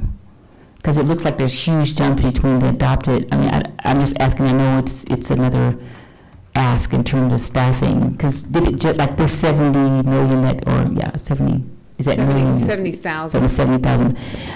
So that just kind of came in. It just feels like it's a lot's happening between the time we adopt the budget and by the time we hear the first interim. So is there a way to have an in-between report to the board? Sure. Okay. Just so that we can connect it a little bit. But let's consider what's material. Do you think and I'm just asking this to determine what is material. Is it 70,000 on a $135 million material? Is that material? I guess I'm not necessarily saying on the amount, but just just in terms of we got additional revenue, federal revenue. We may not necessarily know the amount, but what's kind of coming in that we didn't anticipate when we adopted, because there's so much happening, a lot happening. Right. certainly not in your control, but just to have a little bit better context when we see this, we understand, oh, that kind of came in between that time, and you're seeing the number here. It's Okay. fine, so. Okay, sure. Okay, so on the I'm sorry, Mr. Dr. Reed? Sorry. Yeah, I just wanted to agree with Ms. Sims Moton in that even if it's in before it happens, to giving us the context of what possibly could fluctuate, that these different things could play in during this interim period.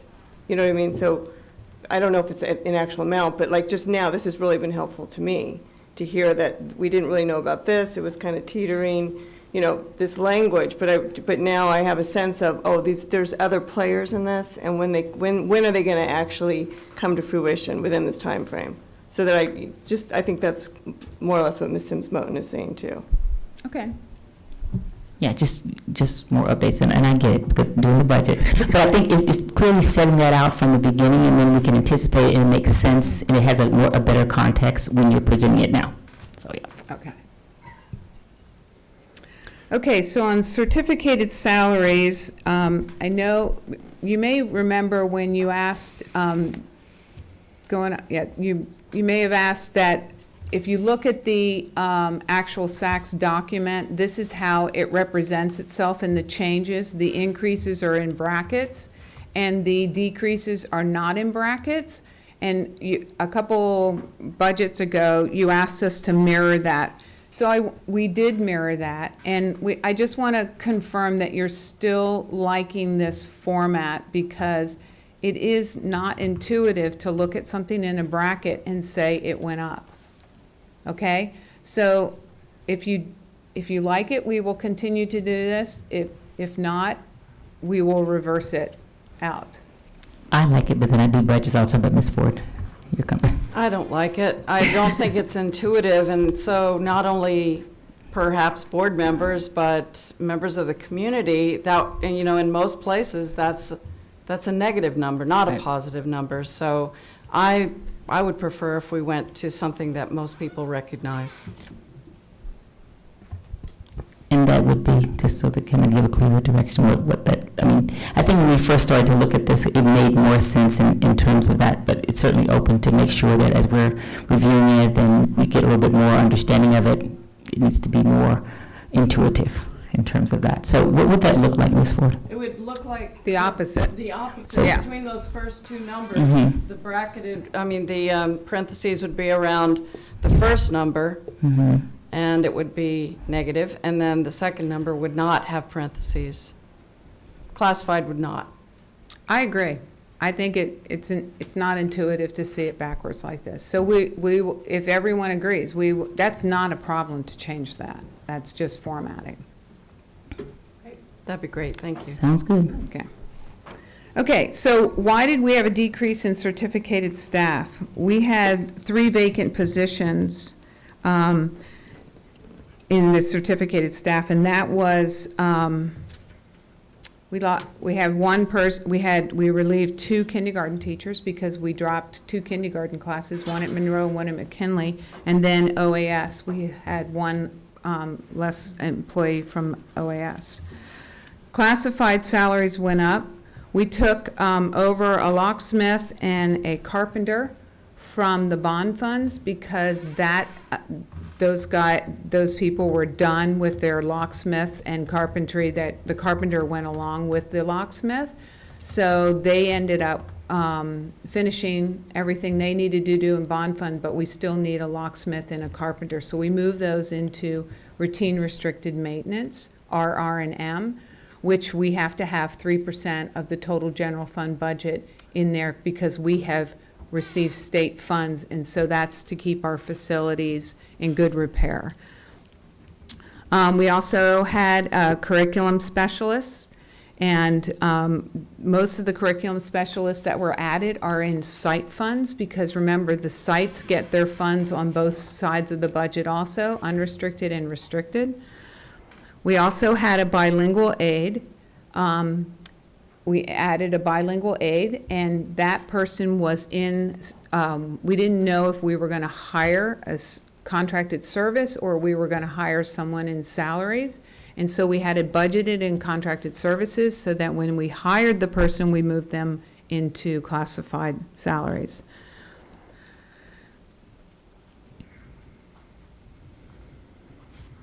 Okay, we also had custodian mentors. We increased them. That we have like head custodian mentor type people now to train our custodians.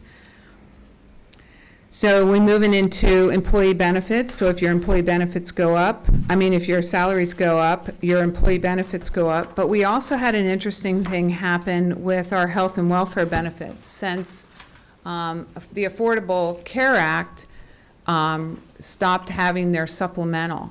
So if you're an employee and you choose not to be on our health insurance, you can get a supplement from the federal government, and you take that and you go and purchase your own health insurance. Well, they stopped that. And we didn't know that happened until we were working on the budget and saw such an increase. It's about $500,000 worth of an increase. And so in researching that, that's one of the reasons why it went up. But another reason is, of course, we have an automatic 1%, but that was already in the budget it adopted. But we had, by law, we were required for our noon duties to become permanent employees and not hourlies. So then if they were 6-hour employees, they were entitled to health insurance. So most of the health insurance increase is due to either increase of staff eligible for health insurance and the increase in this staff being inside this budget, the new budget, and the statutories go along with it. Our books and supplies, if we get more money, for example, the mandated money, and we give it to the sites, or to departments, they do project to spend it. So anytime we get more money, everyone projects to spend it. We have some carryover from the prior year in here also, which we did not know how much carryover we would have at adopted budget. Same goes with services and operations. We did have some transportation increase, our buses. We do not have our own buses, so we contract out, and it's an expensive part of our budget, and it goes up by CPI every year and by the cost of gas. So we usually find out what CPI is in August of the current year. We also had a utility increase, so that was that went up. I believe it went up about 2%. I'm looking to Lacey, my fiscal director, and so that's the increase for contracted services and operations. We also spent about $1 million. We added another $1 million to our savings account to Fund 17 and adopted. We had $1 million projected. We went to $2 million projected, and we've actually moved that money over into Fund 17 back in November. So if you come over to page 6, right there, we projected our ending fund balance was going to be $66 million. We thought we were going to deficit about 11, and it ended up that we had $22 million in reserve, and we are now projecting to have a $12.7 million deficit. And so that's a $2 million increase to our deficit. Well, $1 million of that was to go to Fund 17, our savings account. So we've increased our deficit by $1 million. We usually, as you've seen in the past, we usually do end our year better than what we're projecting. But at this point, this is how we're projecting the year to end. Any money that anybody has is planned to spend it. And we know that just doesn't happen, but we don't know for sure. I'll pause there. Any questions? So this side of the budget. I'm Oh, go sorry, ahead. I need to go back in terms of looking at this. Either I misunderstood you with regards to the unrestricted expenditures. So the first line, because we're talking about expenditures, so we adopted 58.7 and we only spent 58, so that would be a positive change, right? And then, so the next line said that we adopted 18 and the first time we increased it by that, so it would be a negative. So did I misunderstand what you said? No, you can really look at this in both ways. I'm just trying to figure out which way works best for the board. But to Ms. Ford's point, I think it is reflecting, the parentheses are showing negative because this is the expenditure side of the budget. So I just want to make sure I'm not reading that wrong. Well, when people see when people see brackets, they think it's like a decrease, I think. And so this is not a decrease because we projected salaries were going to be 18.5 and they're not, they're 19.5, they went up. Right, so I guess what I was, and maybe I don't want to take up a lot of time, I'm just trying to say that we spent more by the time we had the first interim, so we're in a negative piece. That's all I'm trying to understand. I see Okay. what you're saying, but as I said, that some people don't look at it that way. I'll do it any way you want, because we know, we as budgeters know what's going on. I just want to make it really clear for you all. Or we could just indicate that the parentheses. I thought about doing the change would be positive, we'll try to Yeah, work okay, something. I didn't mean to, but I That's just thought okay. I misinterpreted what the request was. Yeah, the challenge to understand, there's a change in the data, but then there's a change of impact to the district budget. And that's what gets confusing. So, certificated salaries, that was a good change. So that's why we listed the change as a positive number. All the others with the parentheses means it's impacting our budget negatively. So it's just a challenge with the county. And that's what, the reason why we did it is because the SACS form does it that way. And I remember having this conversation with you all, and you said it should match because, And the SACS system, we don't have control over that. That's a county software system. Or state, so, yeah. Okay. Let me ask a clarification from Ms. Jate, just sort of for our education. So, top of page 6, that result of operations, see the negative 2 million? Okay, so that, from an accounting standpoint, that's not good. But here's what's also indicated in another spot. So we transferred $2 million for this fiscal year into our savings account. Correct? So Yes. it's essentially, there's a way to defend the negative 2 million. We put 2 million into savings. So is it true that our net this year we're even? no, Oh. because, sorry.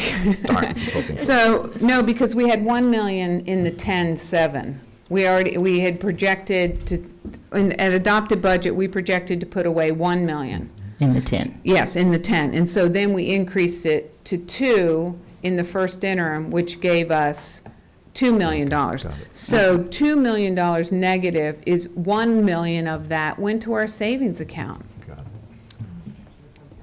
it. Yes, so is there a way is that explained somewhere? Yeah, in it there? is. It's Okay. coming up. It's coming up, but It's not coming yet. up. Okay. Okay, so the graph down there shows that you can see that salaries and benefits, as in every company in the whole wide world, is salaries and benefits. I'm assuming. I haven't looked at everyone in the world, but. Okay, so on the restricted side of the budget, I want you to understand what lives on the restricted side of the budget. So it is just that. It's restricted. So you just saw Mr. Vizzolini tell you that San Marcos Royal Pride Foundation is donating money for that lovely sitting area out in front of their library quad. And that money comes into our system and sits on the restricted side of the budget. We have no access to that money. We can't look at that money and say, at the end of the year, if we didn't spend it, and say, oh, we got, $5 million, let's increase salaries. That's not yours to spend. Now, it's sites to spend, it's departments, it's education to spend, but it's not a big bucket to spend free. Whereas the unrestricted side that's where everything happens, and that's where we can look to see, can we do this, can we do that, above and beyond. Now, on the restricted side of the budget, we would love all of our departments, all of our sites to spend that money first. Because whatever money we get this year for these kids should be spent on these kids. So if we get $2 million in federal revenue in Title I, we should spend it on those kids that earn that money. And all of it. And a lot of times it just doesn't happen. Stuff happens. You want to hire an after-school, tutor or something, and you don't get it for the first 5 weeks of the year or the first 6 months of the year. Then you have that money sitting in there and you're waiting to find somebody to fill that position. So there are a lot of reasons why people don't spend that money. Also, the donation accounts, those all come from, we have a lot of community support with, edible forests and gardens and all kinds of things, and we have no access to that money. So if tomorrow someone said, you will never get restricted side of the budget, again, you will not get any money on that side, we could still be operational. But you can't say it, you can't flip it and say that. Because the operational budget is the budget, not the restricted side. Okay? So, as we went through the increases on the restricted side of the budget, a lot of that is things that happen that, the donation accounts aren't all spent down. They're saving to buy something else. We have federal funds that aren't always spent all the way down. Instructional materials. We have CTIG grant. A lot of these things sometimes also are planned out over multiple years, and the CTIG grant is a really good example of that, and that's the Career Tech grant that we get, and that is like they have a plan for that, and they know how much money they're getting every year, and they plan for multiple years to spend that money. So that's another reason why, and that one will fall to fund balance, and some don't. Some go to deferred revenue, and I'm not going to get into an accounting explanation of this, but that means that it's money that you didn't earn, so it goes back into the next year, into 18-19. So a lot of that happens at the year end. So what happens to this is the federal funds, you see it's $1.1 million. Well, I could tell you in every account where that carryover came in. And most of it, of that 1.1, was the Title I. It's hard to spend. Sites have a really hard time spending that money because it's so restricted. So, and that goes through almost every one of these accounts that are on the restricted side. When you see such a big jump, there was one accounting correction, not a correction, but the SELPA decided they wanted to see the money recorded in it. SELPA is our, what's the acronym? Special Education Local Plan. So they decided that they want their accounting to be done differently. So it went out of other state revenue and into local revenue. So that's why there's such a big jump in other local revenue. And I want to clarify that special ed does live on the restricted side of the budget, so that would be the only one that you could never say it goes away completely, and we have to always keep special ed going. So getting to the expenditures, as your revenues grow, as we move carryover into budget on the restricted side of the budget, into the revenue, then it's opened up to expenditures. So what we do is when we close the books, we reallocate a lot of those funds back out to the sites and into different departments. So they get an influx of money, so they sit there and they spend that money. They revise their budgets and send them in, and then we put them in. So you see a huge increase, an $8 million increase to expenditures, but you see a $6.1 million in revenue increase. So they're not only spending all the money they get in, but they're spending some of their carryover from last year, which was $3.2 million. So end result of this year is about 1.5 million left in ending fund balance for the restricted side. That's not that bad when usually it's about 500,000 or 600,000 left in donation sides. So we don't project a lot of funds sitting in the restricted side at the end of the year. Now, in the multi-year projections, we always budget 0 remaining on the restricted side. So money in, money out. So on page 10, you see that our reserves are decreasing in the unrestricted side of the budget, but our special reserve is growing. That's our savings account. So then the white line is the restricted side of the budget. So you can see on the multi-year projections, we have no restricted funds being spent or having a fund balance. Any questions on that?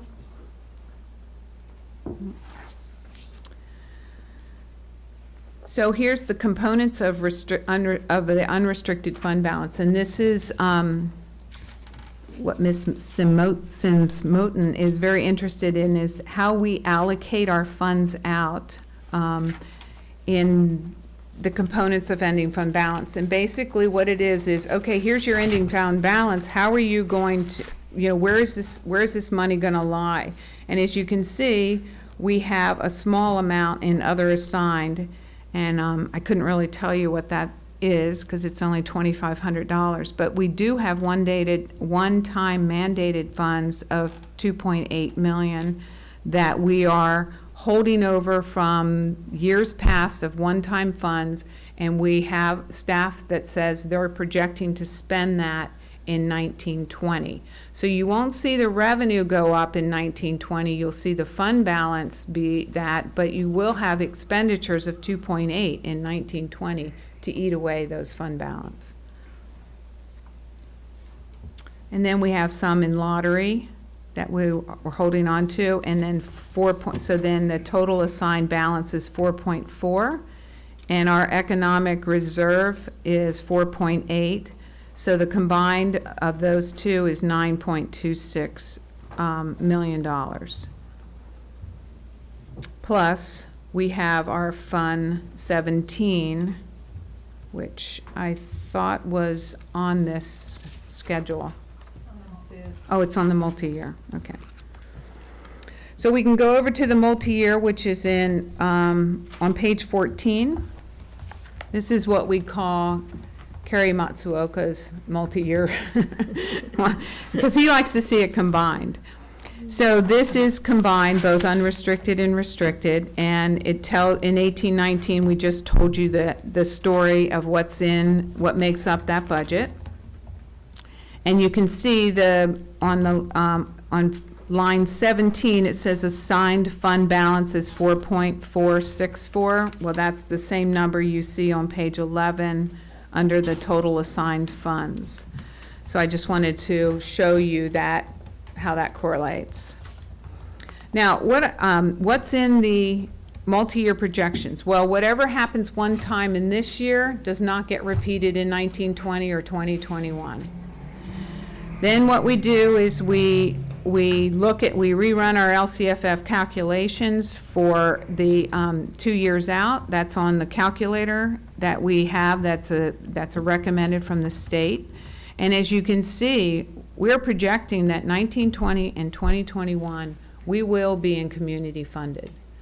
And unfortunately, the state in 1920 will say, no, if we don't go into CF this year, they will look back and say, oh, your LCFF for 1819, so they're going to fund us, or they're going to give us back our supplemental property taxes that we lost in 1819 and put them in 1920.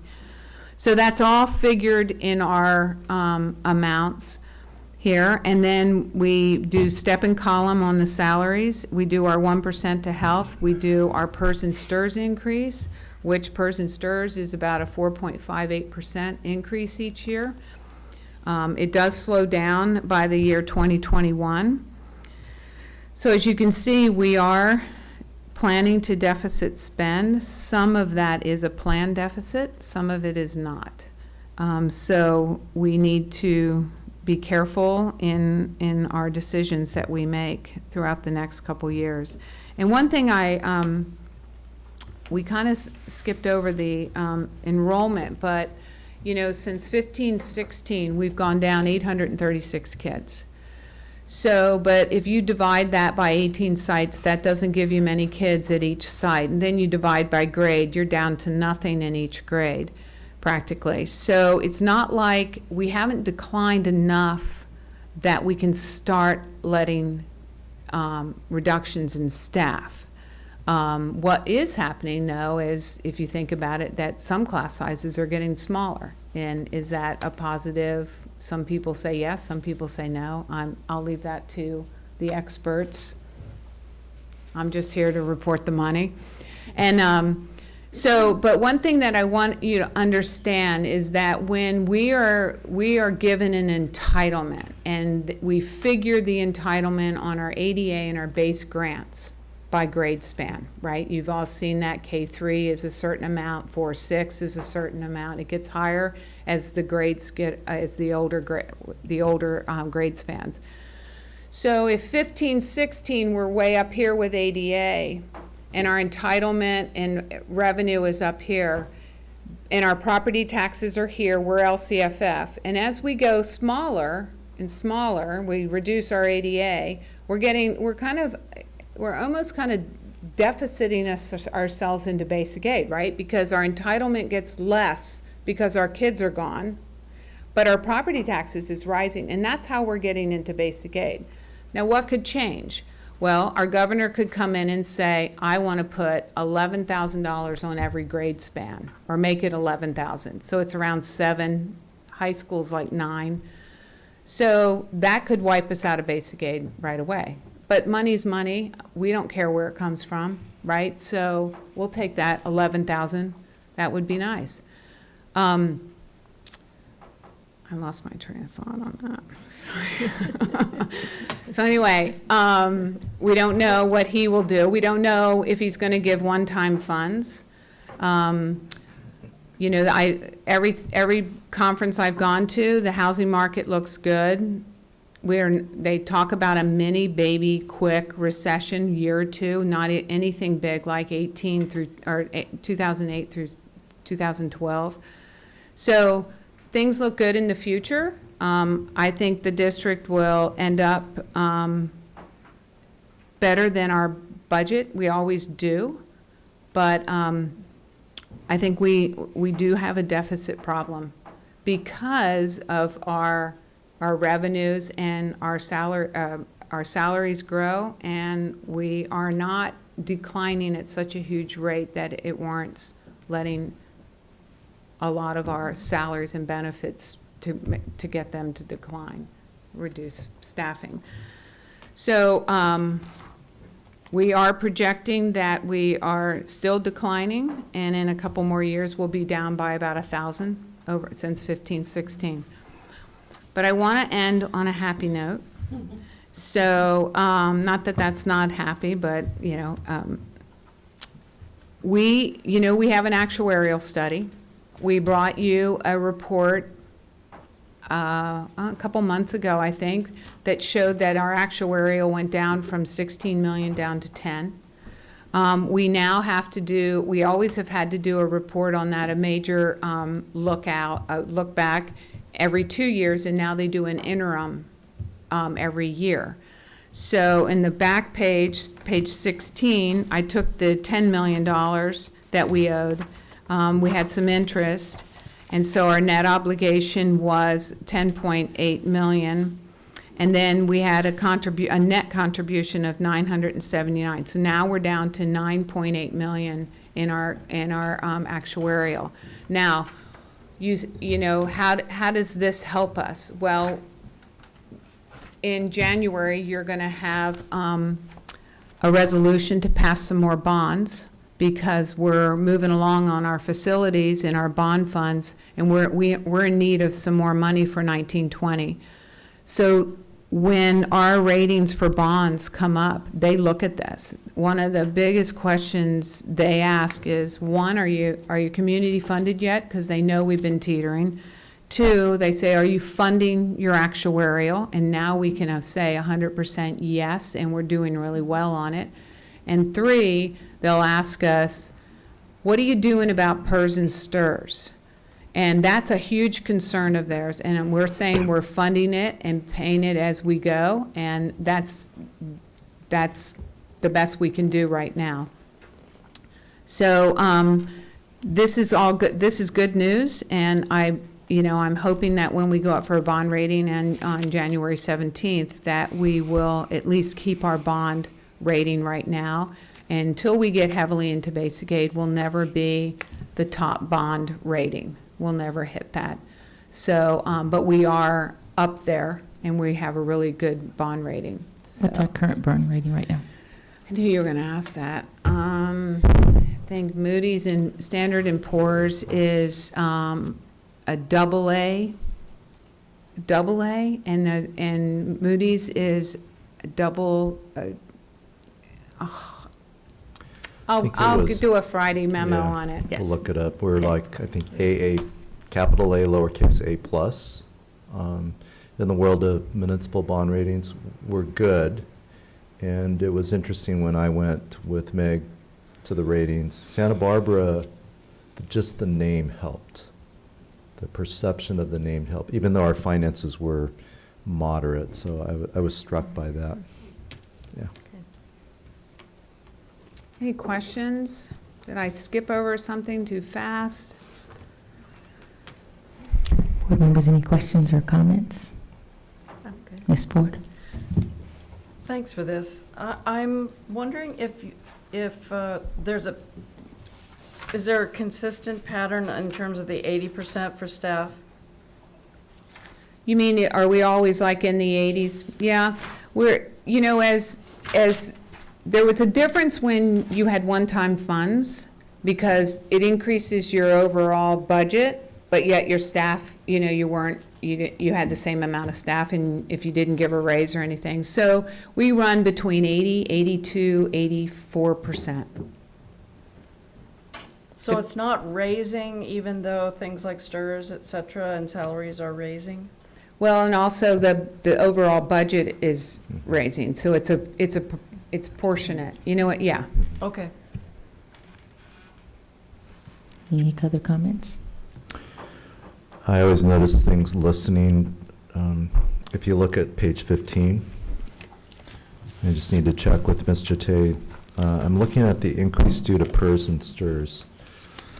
So that's 2019-20. That's projected for next year, correct? Scroll back up a little, Brian. The increase due to PERS and STRS, it was 2.199 million. Now it's going up to 2.443. Mm-hmm. And that's 2019-20.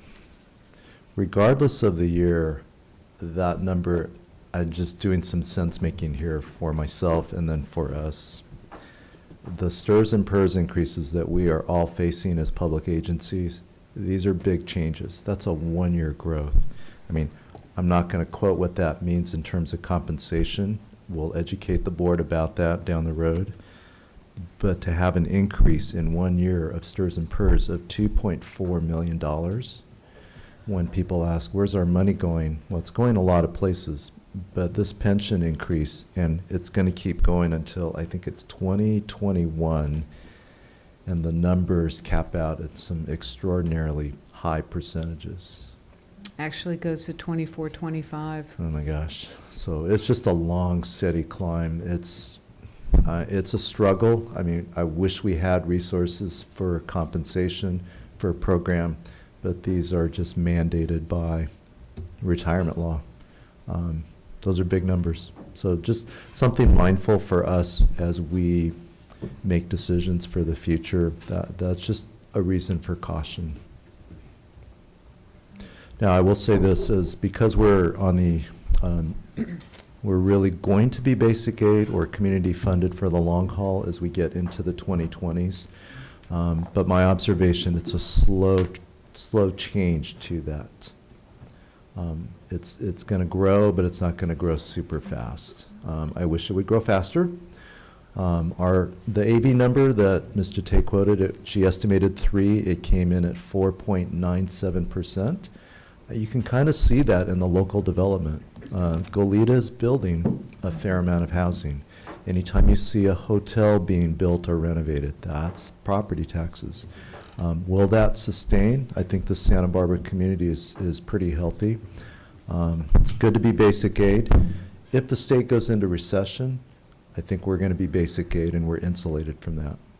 So that bodes well for the future. We just still have to be somewhat cautious. Seeing no additional comments, I'm assuming you're looking for action on this, but it just says positive certification. Are you seeking for us to approve? Yes, Okay. approval of the budget. Do I hear a motion to approve the positive certification of first interim financial report for fiscal year 2018-19? So moved. Here a second? All in favor? Aye. Aye. Motion passes. Thank you, Thank Mr. you. Tay, and thank you for always being so willing to, and be patient with us about things we Yeah, no want. worries. It's complicated. Yes. So moving to item 9, approval of network switching and firewall refresh proposal. Mr. Rickman. Good evening and congratulations, President Sims-Mosin you. and Ms. Capps, Dr. Reed, and welcome to our 2 new board members. I don't have too much to add into the narrative that I already provided. I just am open to questions. I'll let you know that the refresh will take, the whole project will take about a year to complete. Any questions or comment, board? Do I hear a motion to approve? So moved. Second? Second. All in favor? Aye. Thank you. Motion approved. Thank you. Couldn't sit down fast enough. Item 10, approval for purchase of instructional materials to build leveled libraries for balanced literacy model implementation in all elementary schools. Dr. Ramirez. Hi, good evening, board. Ms. Ford and Ms. Munoz, welcome to your new roles in the community. And our returning board members, welcome to your new roles as well. As the narrative kind of details, what we are putting forward is a proposal for funding of level libraries, specifically in grades, in the upper grades. I guess it would be the major focal point. Some of the quotes that you see cited there are listed by schools. You'll see different figures based on the fact that there are different, in years past, we have made purchases, and we are trying to get ourselves to be one-to-one in our TK6 classrooms. You'll also see a bit of a different design on Adams, because over the years they've been really leading the pack in terms of these materials, and we are making some accommodations for them as well. So the narrative intends to give you a high-level view of what we've put forward in the elementary schools around literacy the last really 3 years, and we're just trying to continue down that path. So with that said, I will certainly answer any questions the board may have. Any questions from the board? Ms. Capps? Yeah, I just want to, I read this is part of a 5-year plan. Is that what am I confusing that with the next? No, that's accurate. What we have done is tried to pace this around the components of balanced literacy, beginning with writing workshop 3 years ago in the lower grades, then making our way to the upper grades. We're in a position now to try to accelerate on that.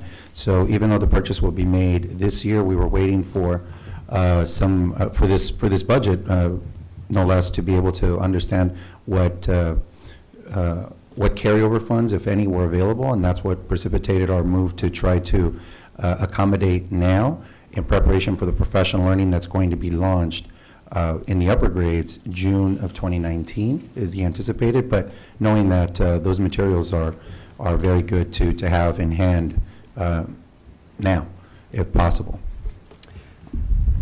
Great, and I'd love if you could speak to, because this 5-year plan, this is 300,000. Do we have my first question is, do we have a sense of the budget total?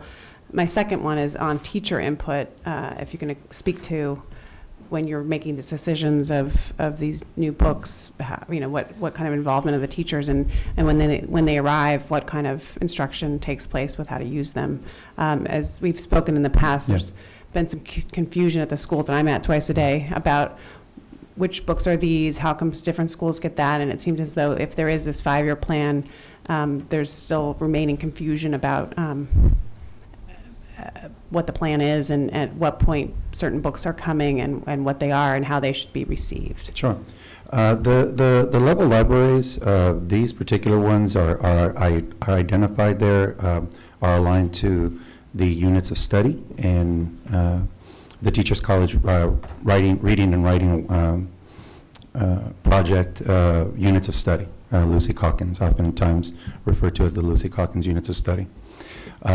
We have continued to onboard those over the years. Last year we made a purchase in the upper grades in particular, but not to get us to a point of 1-to-1. Now, in terms of what we as a district using district funds have stepped into is securing those for every classroom. Independent of that, schools have been purchasing just sets depending on what their independent needs are. Most recently, we were able to provide every school, depending on their size, anywhere between 10 and 15,000 to start making some of those independent choices, recognizing that schools have, for example, in Adams, they have onboarded more quickly because they had some donors, some donations that allowed them to step into that space last year. Whereas at a school like Roosevelt, that was impossible. So you'll see the purchase for Roosevelt and Washington happens to be the largest based on the fact that that they have not received those materials in the past. So I would say that many of the classrooms that I've been a part of have kind of been expecting this, and I've been letting them know that this would be coming. And as far as the professional learning around how to use them, that's where the work of our literacy coaches now and also our partnership with Literacy Partners is helping to provide that professional learning on an ongoing basis, with a launch expected around Reading Workshop more formally in June of 2019. And then just if you could speak to the teacher input on the front end. The teacher input has been largely on again, professional learning opportunities. Most recently, you saw also a component of this is the foundation materials that we've had, where we had a process that kind of undertook that. So it's kind of been a number of different avenues, including most recently school chats that Ms. Lockridge and I undertook, where we talked regularly to teachers and let them know that this is something that we were looking to bring forward. I'll be at Roosevelt on Thursday, as a matter of fact, for a school chat. Thank you. Additional comments from other members? Okay. May I have a motion to approve this item? To approve the purchase of instructional materials to build leveled libraries for balanced literacy model implementation in all elementary schools. Do I have a motion? So moved. Have a second? All in favor? Aye. Aye. Motion passes. Thank you, Dr. Ramirez. And our final action item, approval of San Marcos High School's plan for school-wide Title I status. Ms. Carey. Good evening, board members, and I would just echo the warm welcomes and hearty congratulations of my colleagues earlier. I'm bringing this forward on behalf of Dr. Rundhaug and the San Marcos High School Site Council. As Ms. Jete was referencing earlier, when we're talking about the restricted side of the budget and federal funds that are earned by, in this case, Title I students and intend to be spent on students who are socioeconomically disadvantaged or are failing or at risk of failing or performing below grade level, that is the intention for Title I funds. In our district, we have schools that are what we call Title I schools, so they receive Title I and can use those dollars school-wide. And then we have schools who are identified as what we call targeted assistance schools, meaning enough students qualify for a certain dollar amount, to be allocated to that site for spending on Title I students, but are not to be used school-wide. And so then there's some attendant procedures that have to come into play in terms of ensuring that those dollars are being spent on Title I identified students, not being spent school-wide or universally, as can happen at the Title I schools.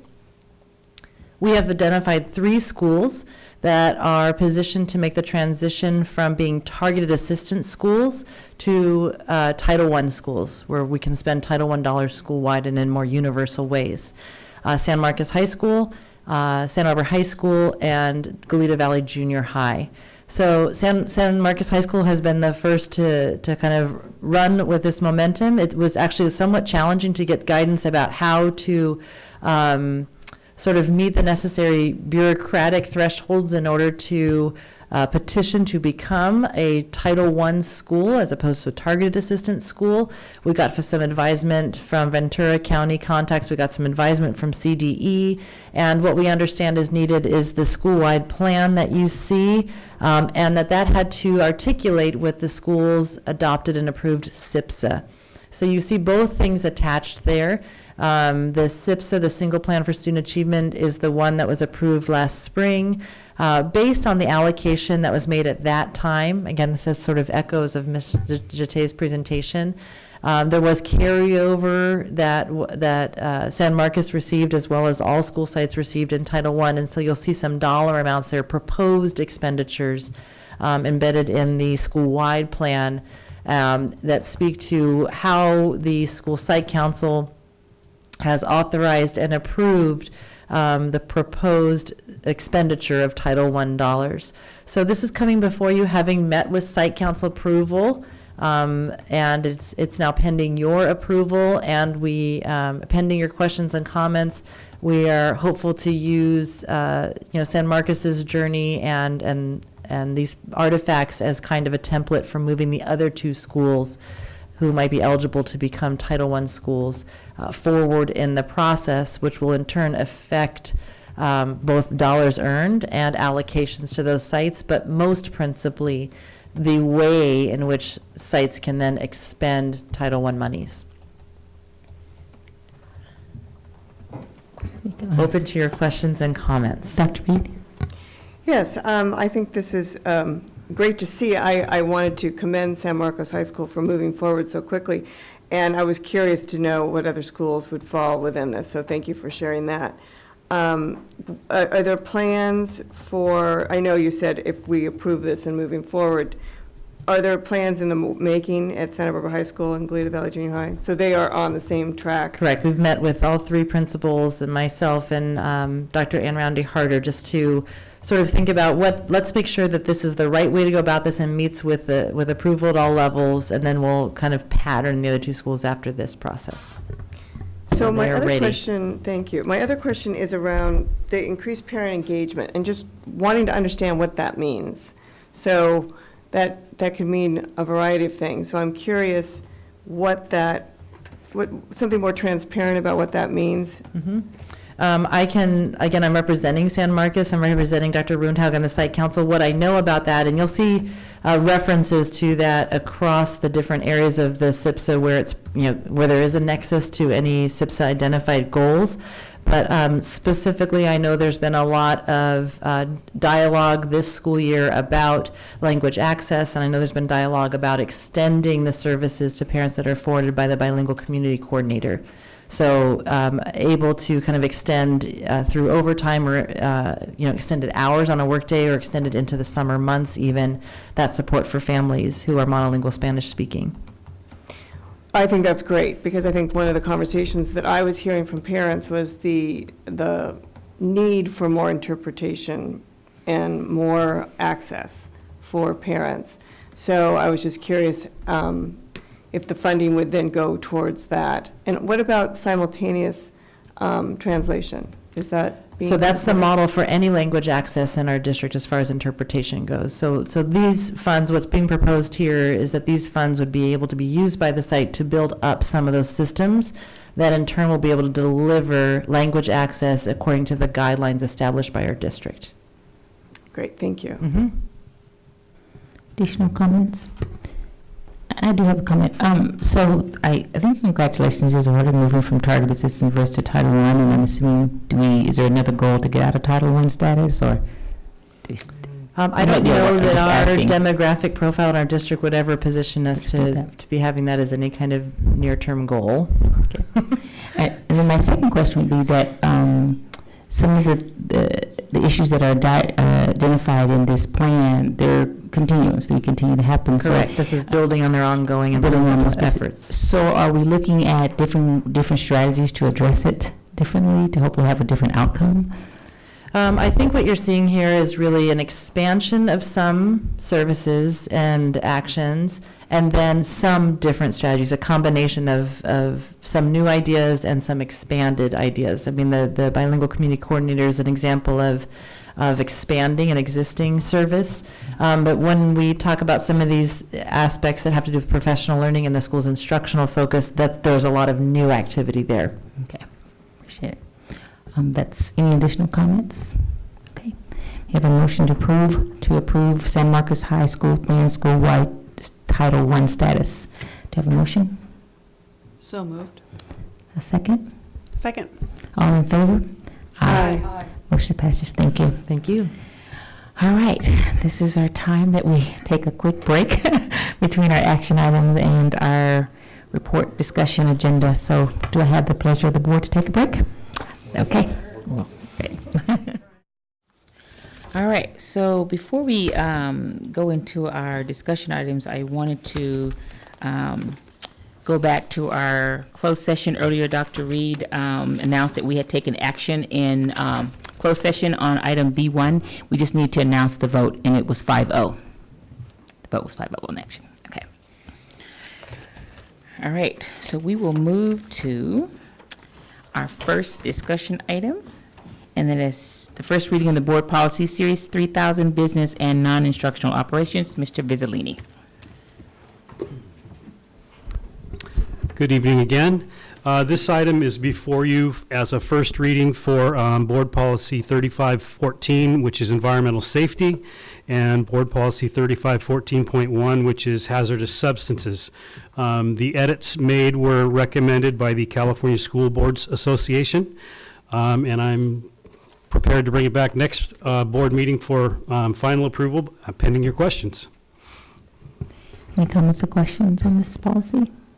Yeah, I had a Ms. question. Capps? Just, again, given we had a serious circumstance at La Cumbra this last year, how does this policy address what happened?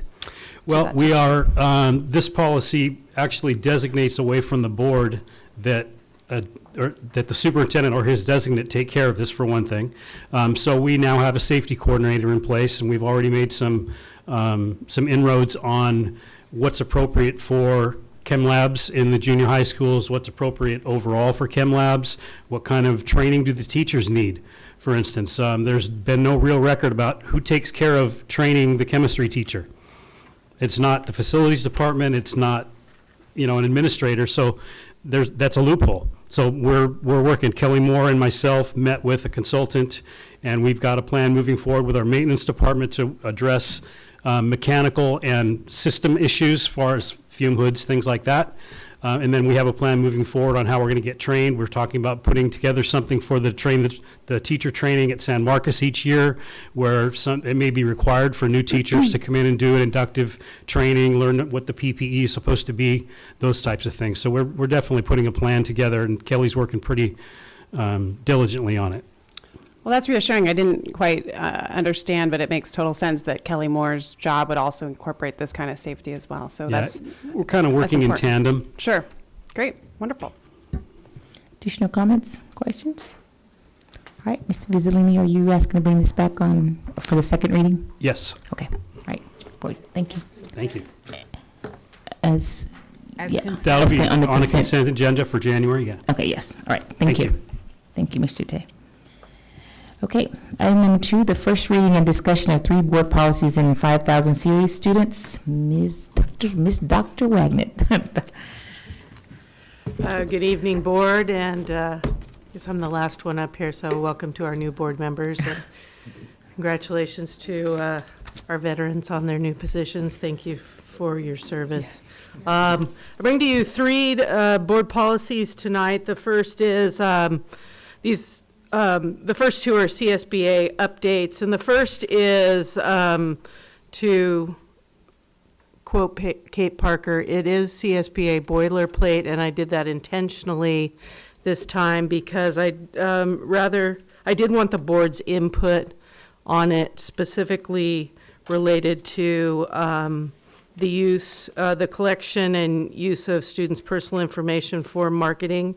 And so there's that piece. There's also guidelines on how the superintendent or designees should seek input from parents on issues related to disclosing student information, administering surveys, granting parents the opportunity to review surveys that we may administer, and also it calls out specifically non-emergency physical examinations such as vision, dental, et cetera. So I think at this point, our time's best spent if I open it up for your questions and comments. Board members, any questions or comments? No comments or questions? Okay, great. I just wanted to, on that one, I just wanted to make sure that the board didn't have any specific questions on the use of student information for the purposes of marketing, and we will continue to be judicious with student information. So moving on to Board Policy 5111.1, District Residency. Specifically, this is another update related to the rights of students in terms of their citizenship or immigration status. Specifically calls out that when establishing student residency for enrollment purposes, the district will not inquire into citizenship or immigration status, not only of the parents, but also of their family members. So any questions on that? Any questions? You know, back in 2016, we did pass a resolution. Is it related to that? The immigration status? That was the resolution, I think, at you all's first board meeting, I believe. Yeah. About a month and maybe 5 weeks after the election, and that was specifically directed at calling out that we would protect our students regardless of their status, of their residency status. So I think that the district was doing at that time what other districts around the state of California and across the nation were doing, which was making a statement that schools are safe spaces. And the state of California has followed suit in calling that out specifically in terms of board policies and recommendations and our laws. Right, Ms. Capps. Yeah, I'm interested to know if this was, this change is coming down from CSBA, or this was motivated by something that you all are experiencing? This is specifically an update from CSBA. Excellent. Just continuously refining and tweaking these board policies. I wonder too if we can, communicate this one in some way. I think this would be a nice. I think nice thing to communicate. There are regular updates, Yeah. and I think one. I was speaking with a group of school counselors recently that they're especially concerned with our students who've recently come here who are new English learners from Central America, specifically Honduras and Guatemala, and concerned about their mental health issues.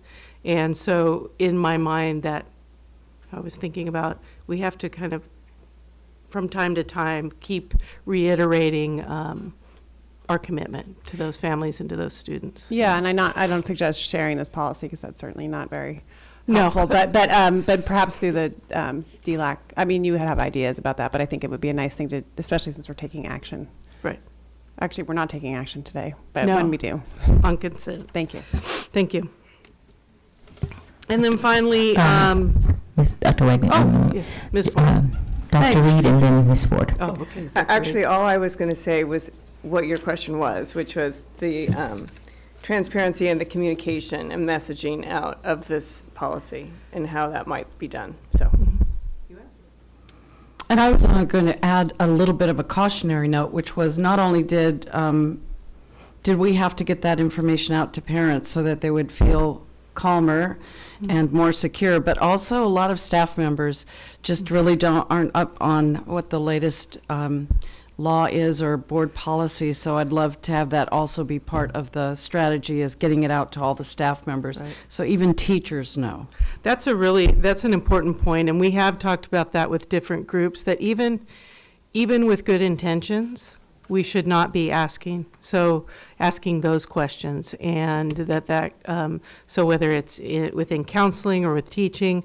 Also, we regularly work with our registrars and elementary office managers who do enroll families to make sure that they absolutely understand the law. But that is an important point, making sure that folks understand the why of that, because again, even in the best of intentions, that can happen. All right, thank you. Finally, moving on to Board Policy 5117. There is a minor change, and that's on the top of page 2. Last year, when we updated this policy to harden the deadlines around our transfers, we didn't make the change to the inter-district transfer policy. So what I'm asking you all to consider is that late applications for inter-district transfers will be accepted, but they will not be reviewed prior to August 1st. And that was Questions or an comments? oversight from last year when we updated the intra-district transfer policy. Okay.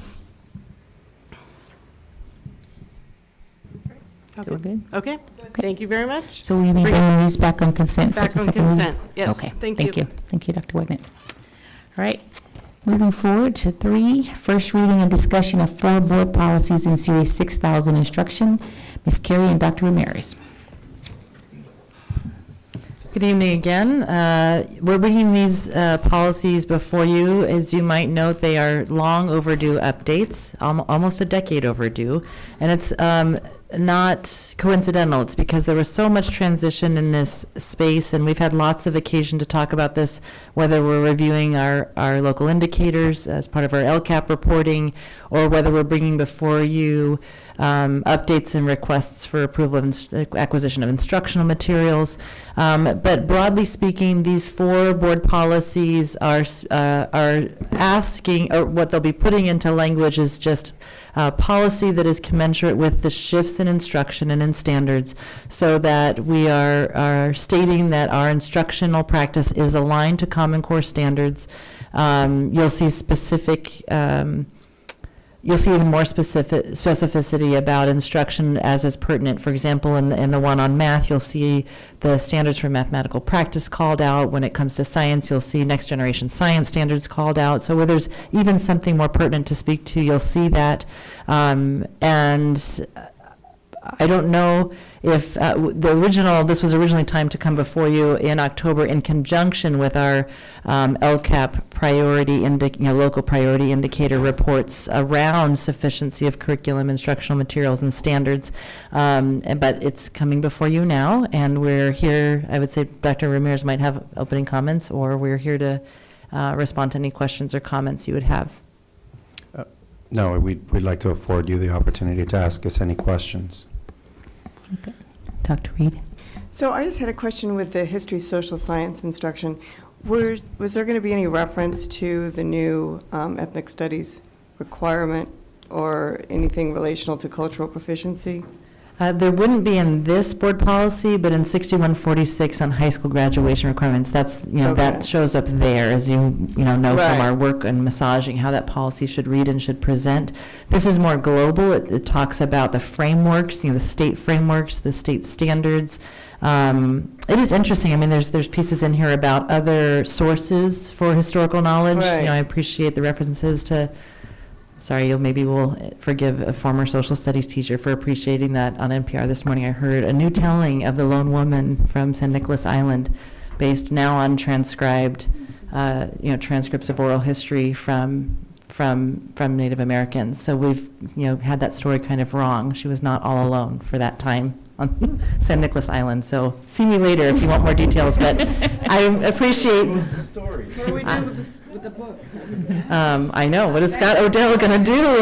I was concerned by the same thing. Anyhow, there you'll see some call-outs to, I think, what you're asking about, but nothing that references anything as specific as our local graduation requirement here in this board policy. Thank you. Additional comments or questions? I was just going to say, though, it does look like you've referenced some additional ed code around that specific issue. Instruction in civil rights, genocide, slavery, Holocaust, and deportation to Mexico, and ethnic studies. And that is coming from CSBA as well. So we did not include that, but it is included there, correct? Because that is ed code.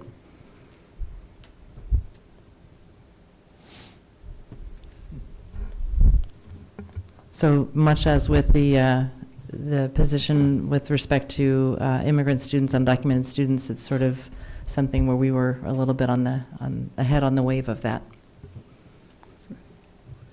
Additional comments, questions? That Okay. reference is on page 3, Brian, if you wanted to scroll down and show what Ms. Ford is referring to.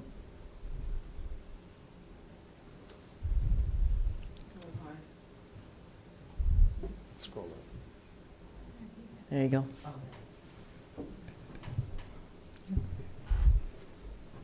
Okay. Mhm. Okay. Good. Would it be okay to come back on consent? Yes. Pleasure of the board. Yes. Okay. Awesome. All right. Just And just, Ms. Board? kind of underscoring that, also that need for good communication about this. I think, in particular, the science one is very clear that this is, that we're only doing science that's based on fact, and that, that probably includes that evolution will be taught. And so, Page I 1, just- Brian, of I science. just hope that there's a plan for communication of that, not only to teachers, but to parents. Unless you're saying this actually does reflect what's actually happening. I feel that this, I'm looking over at Dr. Becchio, who's a former colleague of mine for many years in the high school setting. I feel like this is reflective of what the reality is in science classrooms. I'm not familiar with, I can think of only a couple instances across maybe 15 years in multiple school sites where I heard otherwise. But if you feel like that would be something that's just kind of for the good of the order, nice to be able to communicate out, that's certainly something we can execute on. I would think so, just because I think Rose might agree with me that these Well- questions about science came up in our forums during Oh, the yeah. election. Go, I'm sorry, up higher. So you might have had it before, but the shall not be taught. It's right below this. Right, so, there we go. Philosophical religious theories. This is the part you're referencing, right? From the Mhm. page 1 of the, yeah. I'm sorry, could you say a little bit more about that, as I was distracted about that part that in your... There just seems to be a lot of interest, I think, in sort of, in finding out just how much the district wants to teach along the lines of scientific fact versus scientific theory, and a number of, even some of the questionnaires that we got from different community groups were aimed at getting at thoughts about that, as well as religion, literature, sex education. I think there are lots of people out that are there that are wondering exactly where the line is in the sand. Okay, and so I'm Does that hearing make now. sense? Yes, I'm hearing behind Okay. your question now that you're saying, hearing more from community and maybe families or parents, as opposed to hearing from staff, but that could be helpful messaging for our community, families, and parents. That's right. Okay. Okay. That's good. Okay, we'll bring them back on consent. Okay. Thank you. Yes. Thank you. All right, well, moving on to our last item on the reports. Report on evaluation of Title I programs. Dr. Marison Carey, get to stay up there. I'm fortunate. So I again, thank you for the opportunity to present on this particular topic. You heard some components of Title I discussed both in the budget and in the earlier item that Ms. Carey presented relative to San Marcos moving forward with identifying their program school-wide as opposed to targeted. Mr. Rouse, if you don't mind, I would, just the other attachment, just for context. I included this because it's just a high-level view of where our accountability and annual planning around that entails. It references the year-long process that we undertake for LCAP, but it was just a good document to keep coming back to with the board as we present these topics. This particular evaluation is for 17-18, and we had originally talked about having it earlier in the year, but there were just many items that obviously had to take precedent. But moving forward, where we hope to land it, and it won't just be around Title I, but rather federal programs, will be to really align it with our single plans, our school plans, our LCAP, because what you will see is actually very much connected and aligned. So we went as far to identify those actions relative to LCAP goals. So of our 5 LCAP goals, that was the way to orient the services around Title I. And so this is just intended to give you some context about how we would like to bring this forward to the board, just to help orient everybody around particularly the evaluation, which can mean different things to different people. And understanding that we have undertaken a lot of our evaluation and input gathering relative to some of these activities as it relates to LCAP, which we try to continue to push forward as the foundation upon which much of our evaluation and informing happens. So I just wanted to provide a quick glimpse on this before launching into some of the discrete items that are identified within the activities. Can you come back to the other form? So, the first part is just a background. Another point of interest for the board, earlier this spring in April, we actually concluded a review of our federal programs. And this was one of the items that was called out as not being really clear and present as a cultural practice. And that's why we really wanted to take a hard look. We did notice the misalignment, and so that's why this is for 17-18. We want to correct that, not only to satisfy that requirement, but rather to establish as an ongoing cultural practice to just evaluate at the right time, largely so that our planning moving forward can be informed by those evaluations and those data gathering opportunities. So although LCAP has 5 goals, not all of these activities are necessarily aligned to each one. So LCAP Goal 1 around organizational transformation based on a culturally proficient district, that is not something that is explicitly tied in.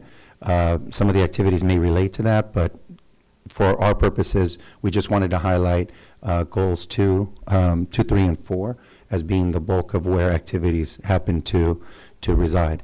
So I won't go point by point, but I'll just make a broad point that in Goal 2, it is to increase the sense of connectedness and safety among students.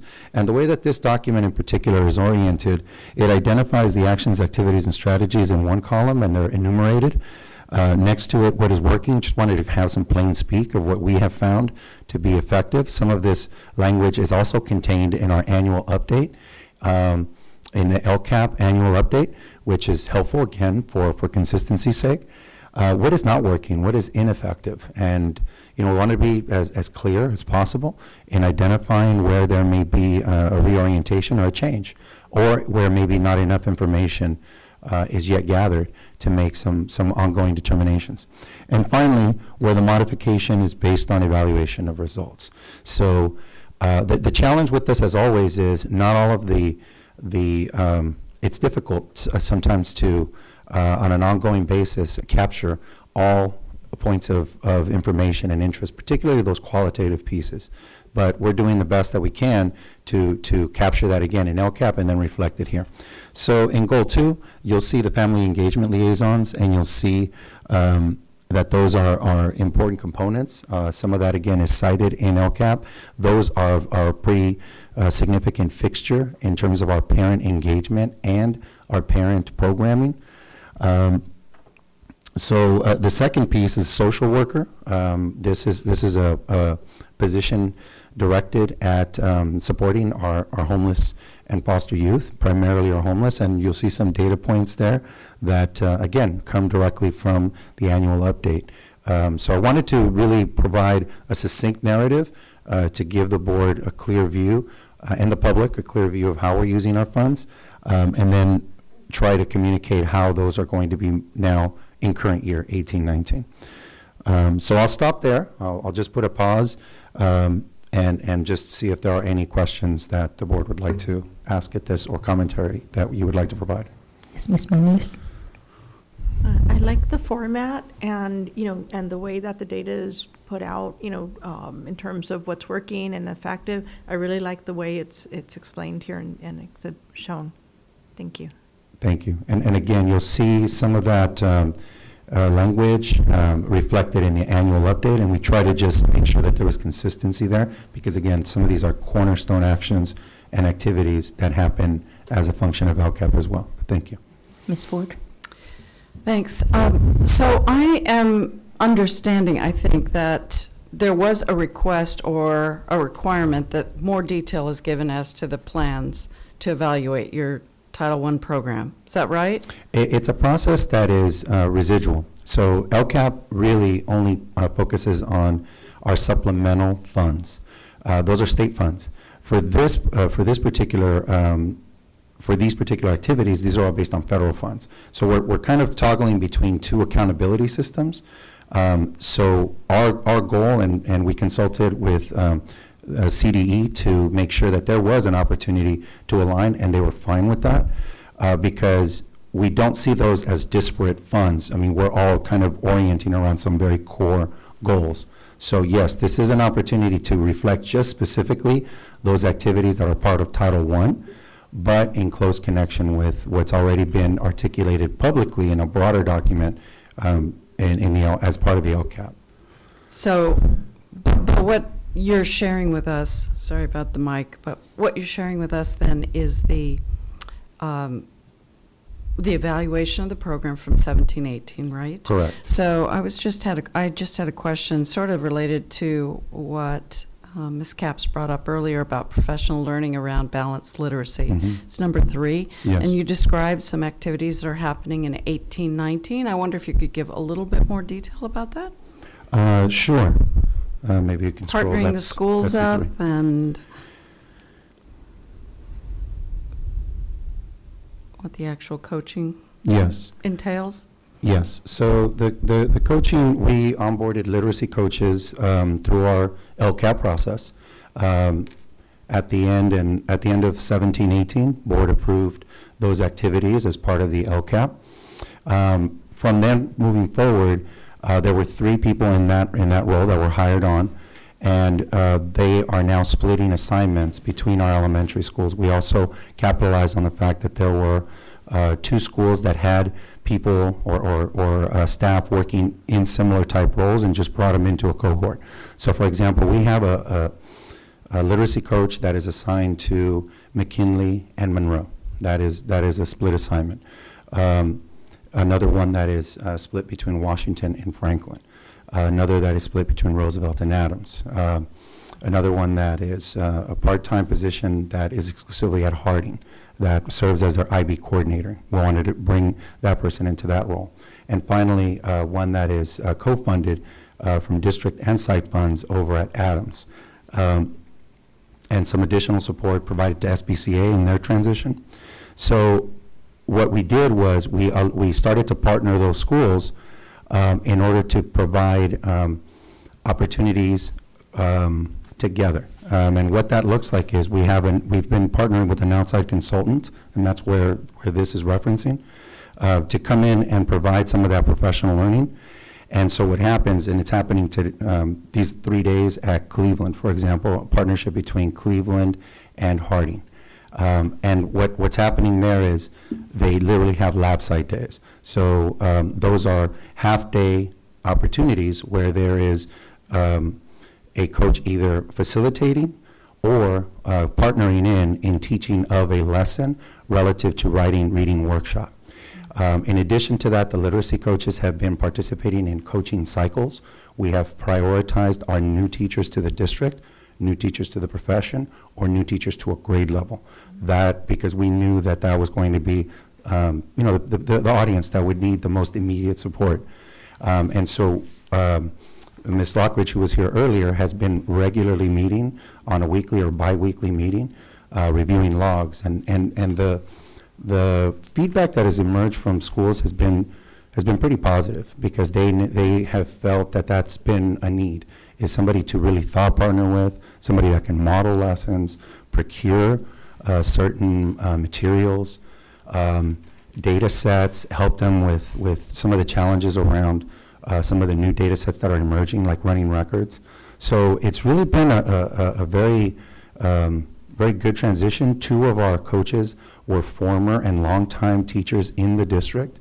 And that's part of the reason why the partnerships emerged, because we wanted to capitalize from the existing relationships that happened at those schools. Miss Amy Gates and Barbara Conway, 2 very well respected and really kind of cherished members of that staff. We didn't want to pull them away and have them start from scratch at 2 sites, rather capitalize on the momentum they had there. And then we hired one coach externally that has really come on board. And so we have really prioritized their professional growth, their professional collaboration, and in turn looked at some of the scheduling to make these things happen cross-site, so that there can be a sharing of practices and environments more freely.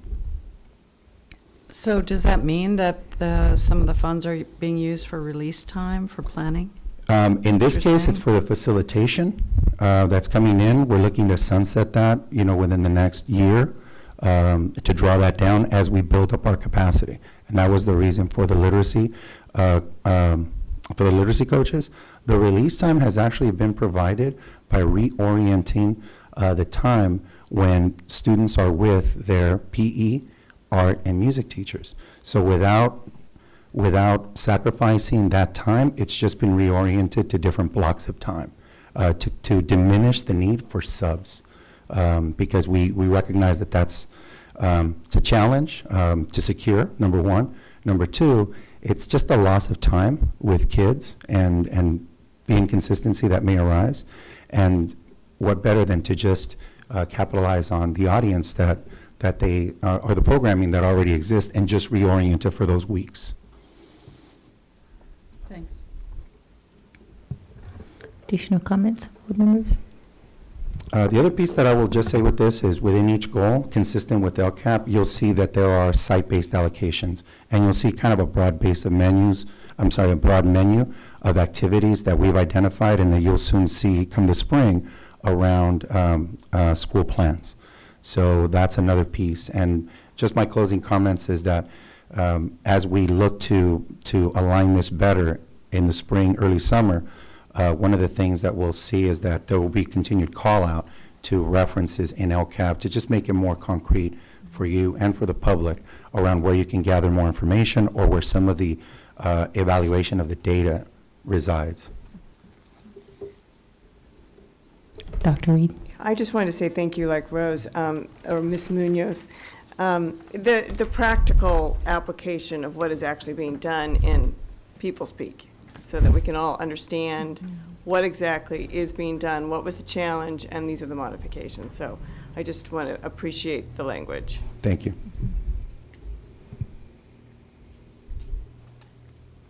No additional comments, so we good with that? Thank you.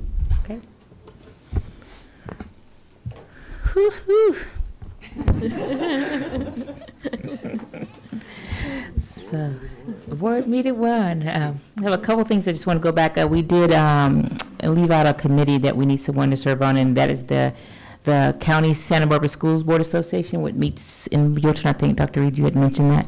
That meets monthly in Buellton, and do I have some volunteers for that committee? And the meeting is, I believe, at 9 a.m., so it's a morning meeting. So just for your planning purposes. It's monthly, I believe, right? Monthly. Monthly. I'll volunteer. Okay. All right, Ms. Ford. Thank you. Okay, don't we even bring any additional items back? Coming events. Tomorrow morning, we have the Partnership for Education breakfast in the morning. It's 7. Breakfast starts at 7. Program starts at 7:30. Okay. So you can plan accordingly. Accordingly. Oh, Mr. Ortiz Oh. Oh. on the panel. Well, okay. I just did have a question, and it can certainly be, I'm not sure if, Ms. Carey, it may be for you. I met with a few members of the community with regards to board policy, and I don't know the number, but about recruitment policies. Do we review that policy annually, or is there a certain time of the year that gets reviewed? The truth and recruitment, yes, thank you. We don't have a standing meeting schedule. We've just had occasion to meet with that group because we were in the throes of, actually, my predecessors were in the throes of kind of revamping the policy, and that was the bulk of the work. And then there were a few tweaks we needed to make even after the heavy lift was done. And Yes. I think you were involved in a couple of those Yes. tweaks, and one of those came about because of the transition to digital registration from paper registration, but we resolved those matters. So am I hearing that there's a call to meet? Well, not necessarily to meet, but to review the policy, just like we've reviewed several board policies. Is there an optimal time to do that, either before, like a showcase or something where recruiting would be, heavily being done, such as even when the colleges are on the campus? There's not a set time, other than the registration of students. So there's the opt-out, options that families can exercise annually during the summer as part of the enrollment packets. Not enrollment packets, but registration process. Dr. Wagenig, I caught myself. And then there are sporadic, college fair and other, but those are not all timed as happening necessarily in the same season. Okay. So maybe, one of the requests was to have it just reviewed annually as part of board policies that we review, that it's getting reviewed. So I don't know how practical that is, but that just thought I'd bring that back. I guess I would just say, does the board have a desire to look anew at the policy on post-secondary recruitment? So this applies to branches of the military, but also post-secondary institutions of learning. It was heavy traffic there for a while, but I Right. think we've got to a place of some good resolution of items. So it's whether we want to open that back up again. It was reviewing that part. I know there was revamping of it, so we probably met a little bit more regularly around that piece. But the request was just, can it just come a part of keeping it up in the forefront as opposed to in the back? But again, I can open it up to the board as we want that as part of reviewing our board policies. But I just want to be responsive to that request. And I could add too that I've made it a practice to annually review the policy with site leaders. Okay. So that is something that's in place, even though that's an internal kind of annual cycle of reminders that we're on. And I think that maybe, maybe we communicate that out to that group in terms of that's actually going on. Because I know, but maybe to reiterate, and maybe they thought I didn't know that was going on, and I didn't know to the extent how often it was going on, but that may satisfy that request in terms of that we actually do that annual review with site administrators.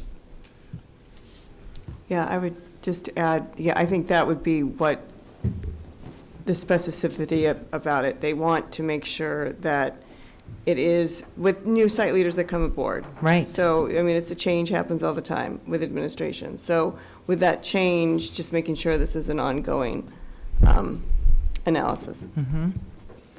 So I just want to be clear. So is the request that I initiate communication with representatives of that group to assure them that we have built that into our annual kind of procedures? Yes. Okay. I would think that's, would satisfy their request.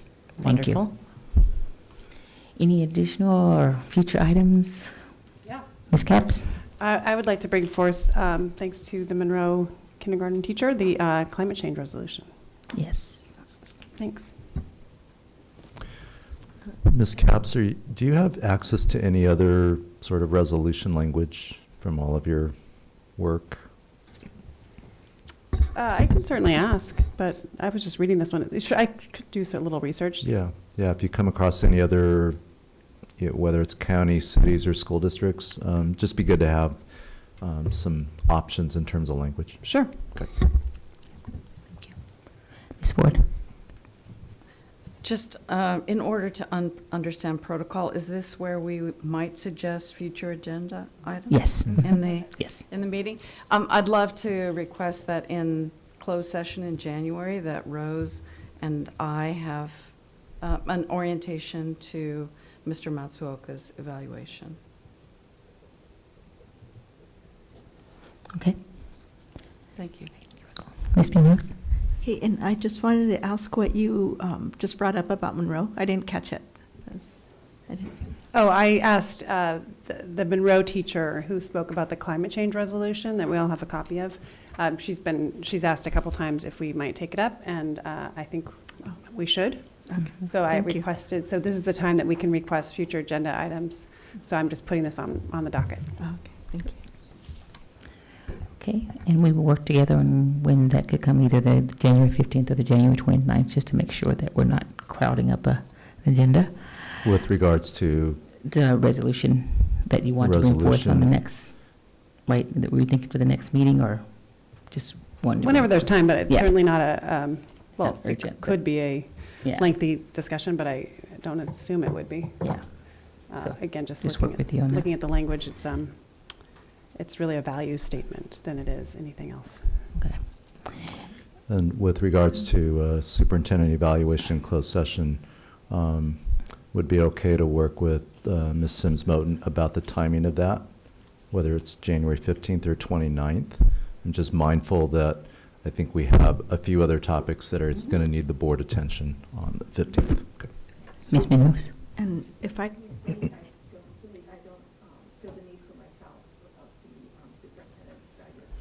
Are you on are your mic on? I don't think your mic was on. I don't feel the need myself to have, a review of the superintendent evaluation. Okay. Then perhaps we can meet with Ms. Ford. Is that your request to look at that? Okay, we'll get to work together on that.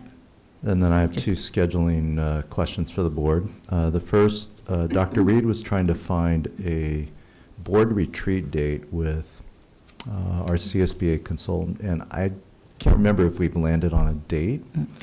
February didn't work, and so now I think our options are, if they're still open, would be March, the last 3 Saturdays in March, if she still has held them, Ms. Dudley. So the Saturdays, March 16th, I don't have a calendar in front of me. The Saturdays, the last 3 Saturdays in March is what I can just remember. Are you willing to be the liaison with her to try to figure this out, or would you like to transfer that to Madame President? Well, whatever Madame President would like. About could even say that. But anyway. I'm fine. We can actually work together with you on it too as well. So we can work together and get a date. Yeah, just mindful that spring break happens towards the end of March. I mean, we can work around that, but I feel it's important to get that on the calendar. Right. Okay. The other calendar framework, and I'll put some dates. I just wanted to test this off all 5 of you. We struggled to get through board policy review. We put things on, and then sometimes it's too late, and we just don't get to it. We actually got through some board policy tonight. The backlog of total board policy numbers, I don't even want to quote you a number, but it's a lot. At the last retreat with the prior board, the request was, could we schedule an alternate Tuesday board meeting, 1 hour long, and just try to get through some board policy? The time, I checked with a couple of you, 5:30 to 6:30. Does that work? So we meet on the second and fourth Tuesdays, so we're starting to look at, it's probably the third Tuesday in between. Sometimes it might have to be the first Tuesday, but I'm just checking for, like, does this work? I see enough head nods. So we're going to take a pass at January through May and find one Tuesday in addition to our scheduled board meetings. Now, we also have a tradition of the board reviews 17 school plans. We call it that's a round robin. You get to review, I think it's 4 plans out of the 17. You can't review all 17. And we set up a rotational schedule. We'll need an hour and a half for that one. And so we'll put that out far enough in advance so that you can try to work it backwards with your schedules. We have found that to be really effective for the board and for principals. It's just a great opportunity to dialogue. And then at the next board meeting after that, I think we schedule the board approval of those. And there's statutory deadlines that we have to hit with that. Okay, so seeing verbal agreements, we'll map that out and then let you look at the calendars. And if there's major conflicts with schedules, we'll try to rework it. Okay? Okay. Any additional items to add to the agenda? We've added enough, so I don't want to ask that question again. So, so our next meeting is scheduled for January 15th at 6:30, regularly scheduled, and then our next one after that is January 29th, 2009 at 6:30. So with the pleasure of the board, I suggest we adjourn this meeting. Right. Thank you so much. Welcome aboard, everybody, and welcome back. Thanks, everybody.